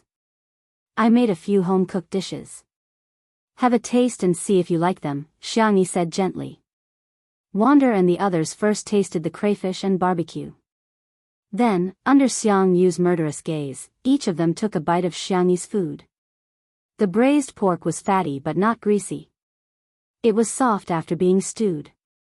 The fried quail egg had a texture similar to that of a tiger's skin. It was full of sugar-colored syrup. The prawns were light red and glossy, fresh, salty and slightly sweet. The sponge gourd was refreshing and delicious, tender and fragrant. The omelette rice mixed with curry, the unique spiciness of curry and the tender and smooth egg skin were a perfect match. There was nothing more blissful than scooping a big mouthful into one's mouth.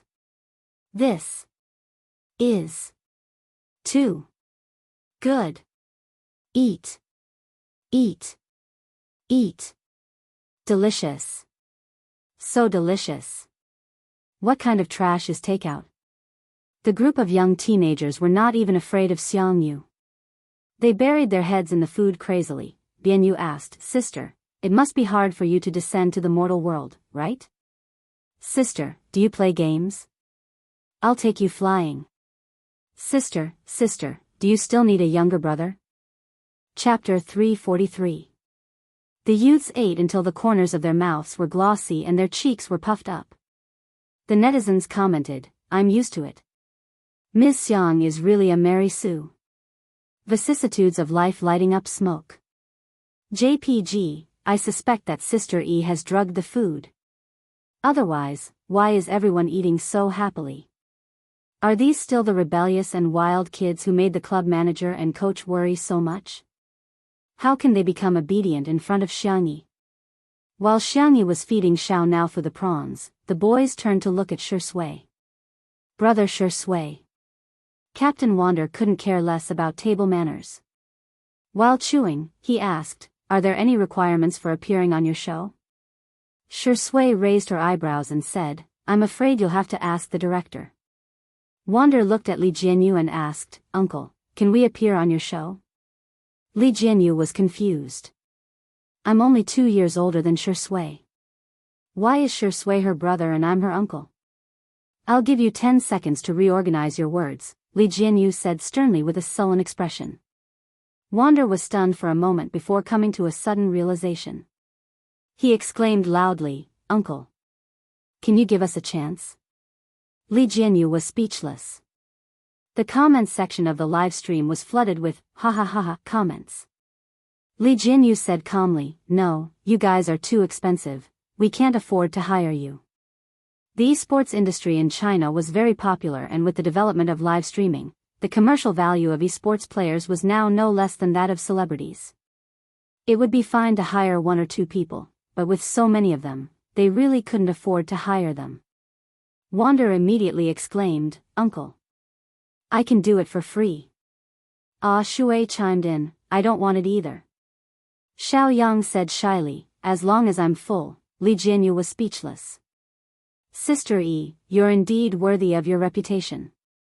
You've saved the program team a 7-figure sum of money with just 1 meal, isn't it just calling me uncle? What's the big deal? You can even call me grandpa. Li Jianyu revealed a silly smile as if a pie had fallen from the sky. After the meal, the youngsters were all stuffed. They were all slumped on the sofa or beside the coffee table like a group of salted fish. Xiangyi placed Xiao Naofu on the ground, then pointed at Xiang Yu, and then at herself. Do you want to stay with Big Brother, or come home with me? Xiang Yu was full of confidence. He had doted on Fu Fu so much that he could get whatever he wanted.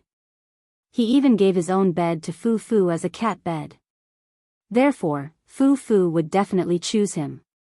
The next second, Xiao Naofu didn't even look at him as it happily jumped into Xiangyi's arms and hummed softly. Meow ah meow, stupid woman. Bring this hoo-hoo home. Xiang Yu's face was filled with disbelief. How could this be? How could this be? Was the love that Fu Fu had for him all these years all fake? Coincidentally, the camera gave him a close-up, and the netizens in the live stream couldn't stop laughing. So love will disappear, right? DBQ Sameogu is really pitiful, but I really want to laugh. Poor Sameogu, he's finally going to find out that Xiao Naofu is a green TB *TCH. Xiangyi carried Xiao Naofu in her arms and got ready to leave. Wait! Xiang Yu suddenly called out to her, his eyes falling on her arms. Fu Fu. Is there something that I haven't done well enough? Xiao Naofu blinked its clear, ice blue cat eyes and meowed. Meow meow, goodbye, big brother. I'll miss you. Xiang Yu gazed at it deeply and said in a low voice, Fu Fu, I'll come and see you. Xiao Naofu turned its head and nestled in Xiangyi's arms with a mischievous smile. Miss you? No way. Sad. No way. Hee hee, I'm just pretending. Chapter 344. This scene was completely recorded by the camera. Li Jianyu's original intention was to film Smog in Cat 2.0, but to his surprise, he managed to capture the scene of the scumbag Xiao Naofu. Green tea Xiao Naofu, scumbag cat. Damn it, this smile is so smart, it's really smart. I suggest everyone hit the scumbag Xiao Naofu on the public chat. Everyone thought that apart from Shui, Xiao Naofu was invincible. However, when Xiangyi and the others returned to the manor, they discovered that there was an adorable little Shiba Inu at home. Its back was light yellow, and its belly was cream-colored. Its eyes were watery and it was lying on the ground obediently. Sanction said coldly, This is a dog that uncle's friend gave him. He wants you to take care of it for him for a few days. Its name is, he reluctantly said, Little Shiji. The man, who was as cold as a snow-capped mountain, uttered these 3 words with an inexplicably cute accent. Xiangyi asked, Little lion? Its fur color does resemble a lion. Sanction said sternly, It's Little Shiji. Okay. Xiangyi bent forward and rubbed Little Shiji's head tentatively. The little Shiba Inu rubbed against her palm obediently. Woof, it's so cute, I'll make you some delicious food later. Woof woof. When Xiao Naofu saw this scene, it instantly felt as if the world was collapsing. Am I not this stupid woman's favorite? She actually wants to. Pushed. She's going to cook for this mutt. Xiao Naofu was so infuriated that he scurried over on his short legs and roared at little Shiji. Meow. Meow. Little Shiji, Omega. It stared at Xiao Naofu for a few seconds and took the initiative to lick Xiao Naofu's fur to show its friendliness. Xiao Naofu thought, ah, damn it, my body is so dirty. It waved its paws angrily and slapped little Shiji's face. Little Shiji did not retaliate after being hit and simply took a few steps back, feeling a little aggrieved. Xiao Naofu refused to give up and wanted to hit it again. Its body was suddenly suspended in the air. Xiangyi had picked it up. The little cat felt so wrong that it wanted to die. Meow meow meow, let this dog go. I'm the only one in this house. Xiao Naofu, it's only staying for a few days. Xiangyi tried to reason with it. Little uncle will take it away when the time comes. Xiao Naofu, I won't listen, I won't listen. It wriggled and broke free from Xiangyi's arms. It jumped onto the table and chose Xiangyi's cup. It waved its meaty claws and moved the cup to the edge of the table. Meow. Li Jianyu said in surprise, Is it threatening you, Sister E? Xiangyi. I think so. Woof. Little Shiji had no idea what was going on at all. It rubbed Xiangyi's calf affectionately, seemingly wanting her to rub its head. Seeing this scene, Xiao Naofu fumed and turned on its little jerk mode, bang. The cup fell to the ground. Still not appeased, Xiao Naofu jumped onto the sofa and stepped on Tutu's plushie a few times. It then sat down aggrievedly and shook its chubby body while sobbing. Xiangyi's heart immediately softened. How could she bear to scold it? Just as she was thinking about how to coax Xiao Naofu, Shui stuffed something into her hand. Xiangyi looked down to see that it was little Shiji's leash. Sister E, let's go walk the dog, she said without mentioning Xiao Naofu. However, Xiao Naofu leaped over like a whirlwind. Meow. Its tone became more and more childish and pitiful. Meow meow, stupid woman, you're not allowed to walk this dog. At most, I'll let you walk it, okay? Chapter 345. 5 minutes later. Shui held on to little Shiji's leash while Xiangyi carried Xiao Naofu in her arms. The two of them took a stroll in the shade of the garden. Xiao Naofu rested its meaty paws on Xiang Yi's shoulder and gave little Shiji a smug look. Little Shiji barked foolishly. Woof! Xiao Naofu humphed. It then glanced at Shui smugly. A dog-like man walking a dog. What a perfect match. Shui raised her eyebrows with a look that seemed to be saying, I advise you not to be so arrogant. Xiao Naofu was speechless. I'm scared. It hugged Xiangyi tightly and said in a childish voice, Meow. Xiangyi said helplessly, Xiao Naofu, how many meals do you eat a day at Fourth Brother's place? It had only been a few days and it had obviously gained weight. Xiao Naofu felt extremely guilty. Well, I just have 3 meals a day plus canned food, dried meat, dried fish, nutrition cream, hair removal cream, and some snacks, Shui said. Actually, I have a way to make Xiao Naofu and little Shiji live in harmony. Xiangyi's eyes lit up. Huh? Shui pushed her glasses up her nose and said with a smile, why don't we send Xiao Naofu away? Xiao Naofu was speechless. Listen, is that even human? Shui winked at Xiangyi. The girl understood and cooperated with him tacitly. I think we should give it to second brother. He'll definitely design a scientific and nutritious meal plan. It'll be just nice for Xiao Naofu to lose weight. Second brother, isn't that the devil Xiangli? If I go, won't I be taken to be sterilized? Xiao Naofu panicked. Meow, I don't want to go to second brother's place. Shui said nonchalantly, little Shiji is so obedient and eats so little. It can even guard the house. Xiao Naofu's ears twitched and it meowed anxiously. Meow, meow, meow. This hoo-hoo can also be obedient. I can also be obedient. I can also eat less.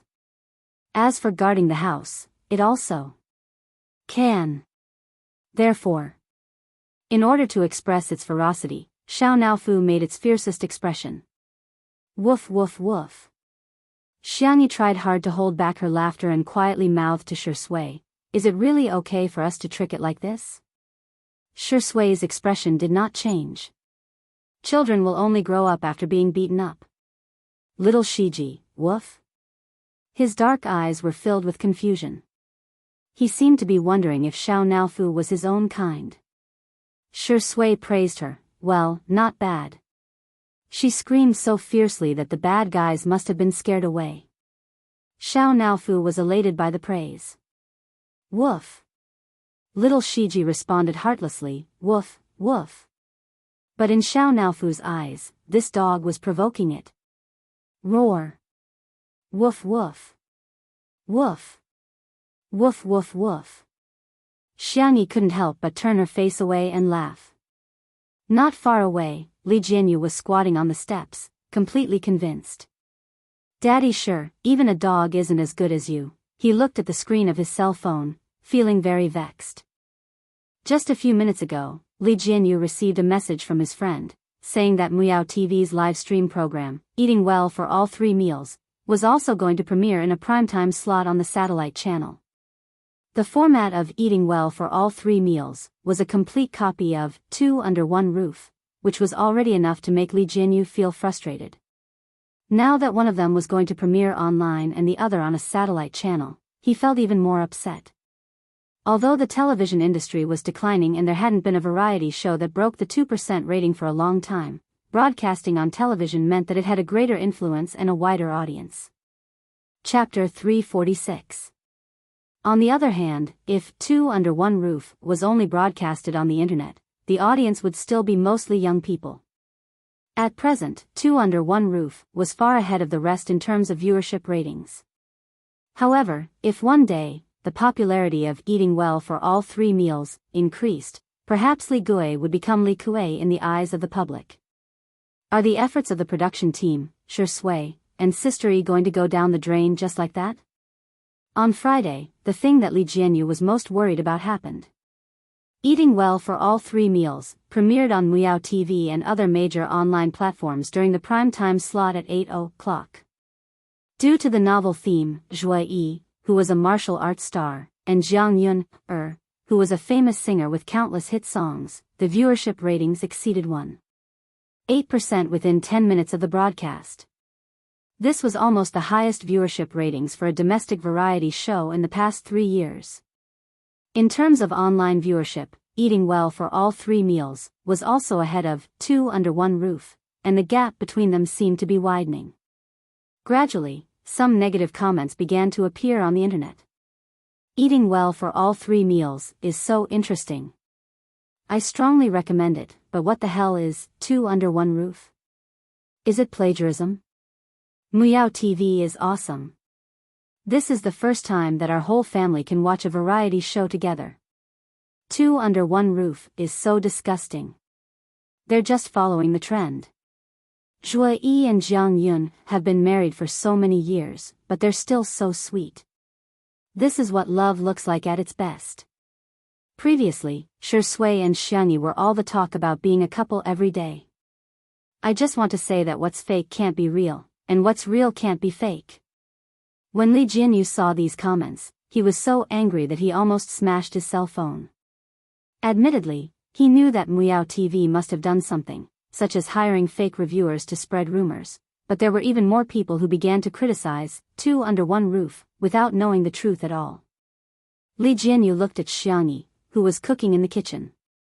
The girl's hair was tied into a bun, and her movements were neat and tidy. Shui, who was beside her, although one of her arms was injured, she was still helping out, such as passing things or interacting with the netizens. In fact, it was very tiring to do a live broadcast every day, and the duration had long exceeded the original contract they had signed. However, Shui and Xiangyi had never complained, and the staff of the program were also holding their breaths. They wanted to turn Two Under One Roof into the most popular variety show of the summer.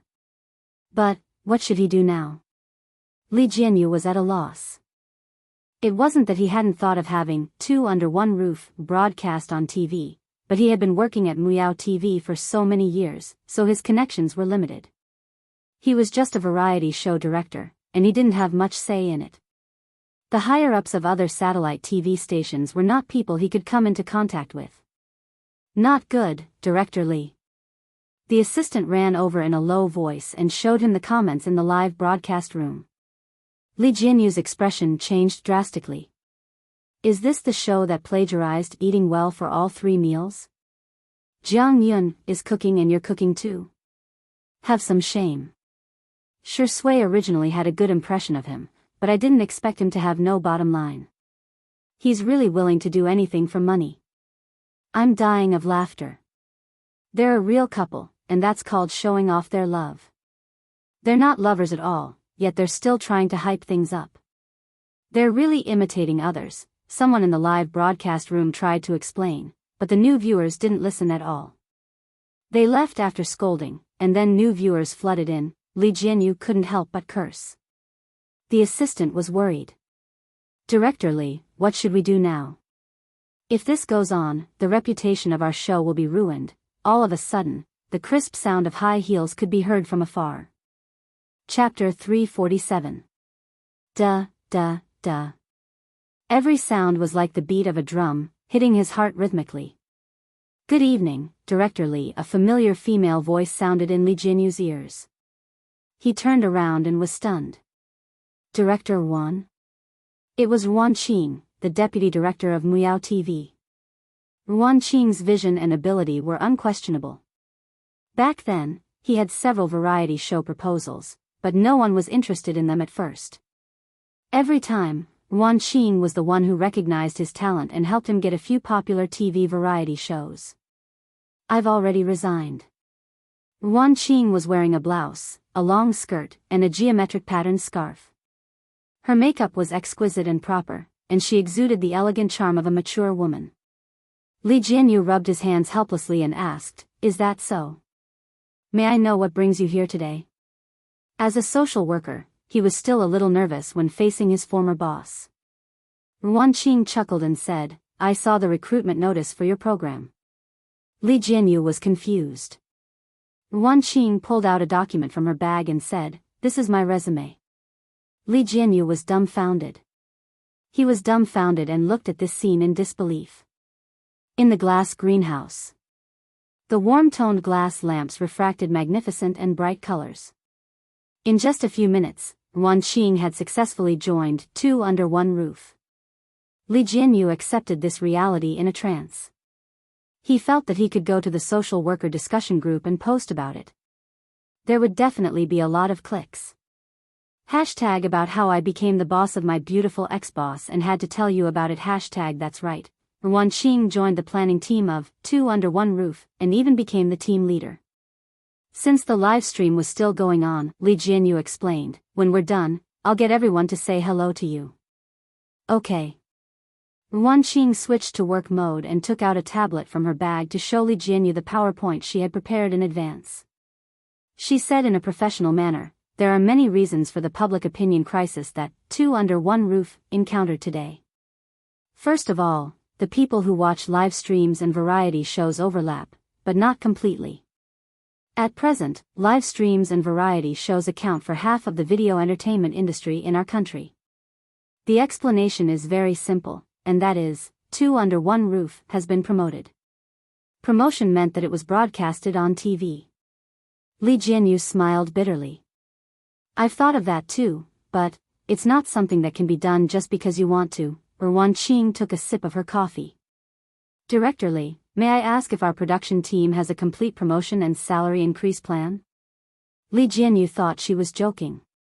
You're now the second in command of our show. If you get promoted again, you'll be the first in command. Ruanqing, I think it's fine. Li Jianyu was confused. What about me? I'll be the first in command and you'll be the second in command. Li Jianyu, Shower Wan, you're too funny, ha ha ha ha. As he laughed, he felt that something was amiss and said weakly, You can't be serious, right? Ruanqing smiled. With the broadcast of the television version of Eating Well for All 3 Meals, there were more and more comments mocking Two Under One Roof on the internet. TSK, the online premiere of Eating Well for All 3 Meals, has already exceeded 18 million views. Two Under One Roof only has 50 million views, what a joke. When Shui was still a newbie, she spoke rudely to our best actor Zhua. She's a junior who doesn't know how to be polite. Sooner or later, she'll be beaten up. What live stream has more than 10 million online viewers? I think half of them are just rubbish. If it's really that impressive, how can it be an online variety show? Chapter 348. People tend to have preconceived notions. Now that everyone saw Eating Well for All 3 Meals on TV, they naturally thought that Eating Well for All 3 Meals was the real thing and Two Under One Roof was a fake. As for which variety show aired first and whose idea came first, they didn't even bother to check at all and simply began to criticize. Zhuoyi's fans, in particular, had been clinging on to Shui. When Shui first debuted, she had collaborated with Zhuoyi in a movie and it was revealed that a newcomer had spoken rudely to a senior and was suspected of being arrogant. Later, Zhuoyi won double Best Actor awards and kept mocking Shui about it.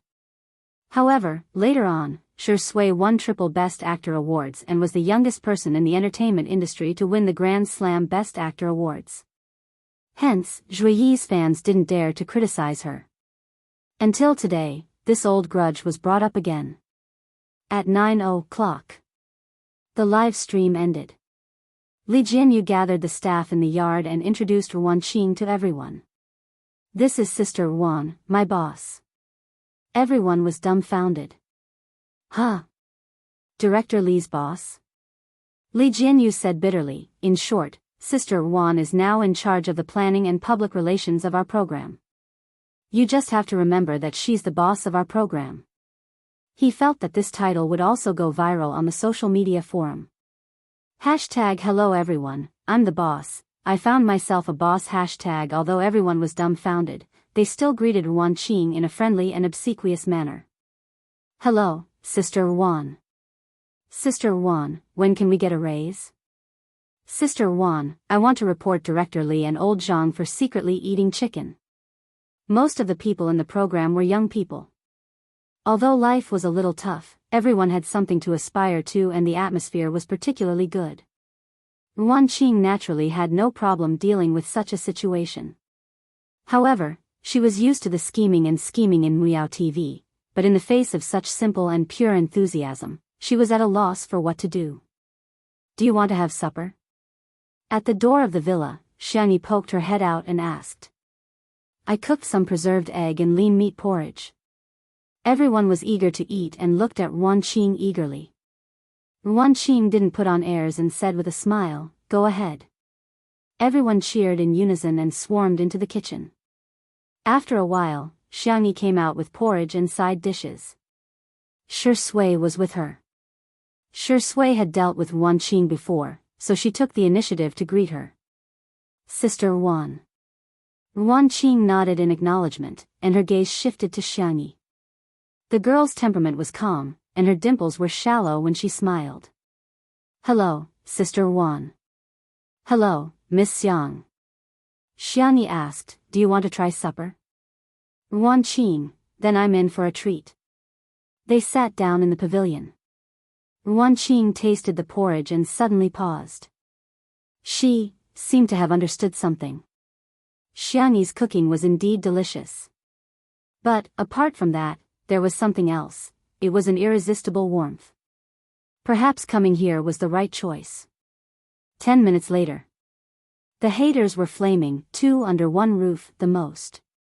The official Weibo account of Nanqing TV suddenly posted a Weibo post. Nanqing TV v. Tomorrow night at 8 p.m. on Saturday. Stay tuned to Nanqing TV to watch the first episode of the first season of the first domestic live streaming variety show. Be there or be square. The official Weibo account of Two Under One Roof immediately reposted the Weibo post, causing a huge uproar online. What the heck? Who's laughing at Two Under One Roof? Does your face hurt? Nanqing TV is an official TV channel. Ah, this is amazing. Chapter 349. Hahaha, this YWLR fan is proud and elated. No matter how awesome Muyao TV is, it's just a local TV station. Nanqing TV is an official TV station. This is the prestige. In the Muyao TV group chat. After Nanqing Satellite TV posted that Weibo, the group immediately held a video conference. The station head flew into a rage. What the hell is going on? Why would Wan Qing join Two Under One Roof? How did Two Under One Roof get Nanqing Satellite TV's resources? For a moment, no one dared to speak. After a long silence, someone said in a low voice, "I heard that Wan Qing has been in contact with people from Nanqing Satellite TV recently. I heard about it too." When the station head heard this, he almost died from anger. "Then why didn't you say so earlier?"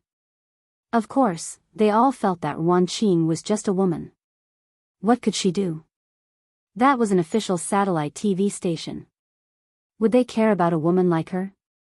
They thought that Wan Qing at most wanted to work in Nanqing Satellite TV and be a small leader. Who would have thought that she actually reached a cooperation with Nanqing Satellite TV? Eating well for all 3 meals was never as popular as Two Under One Roof. Even if their production team had arranged all kinds of scripts for Zhuo Yi and Jiang Yun to show off their love, quarrel, and fight with the guests, the number of viewers would never exceed 10 million. The popularity of the last live variety show, Heartbeat, had plummeted. It was only supported by the die-hard fans of the guests. The sponsors were all eager to get back their previous investments, let alone increase their investment. Now, it was all thanks to Muyao TV. Now that they had finally come up with a plan to snipe Two Under One Roof, they had to take advantage of the premiere of Two Under One Roof on the internet.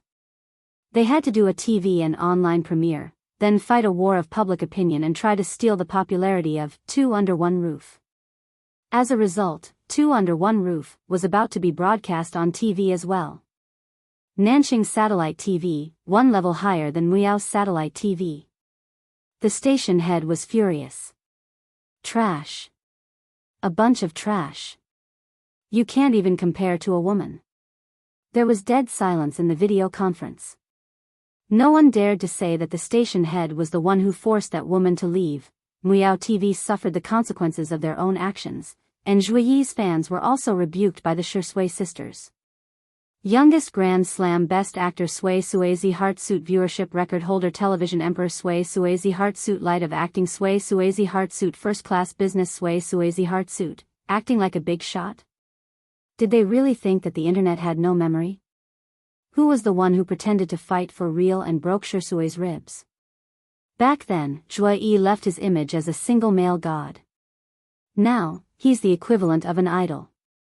He hid his marriage to deceive his fans and then created a couple after marriage.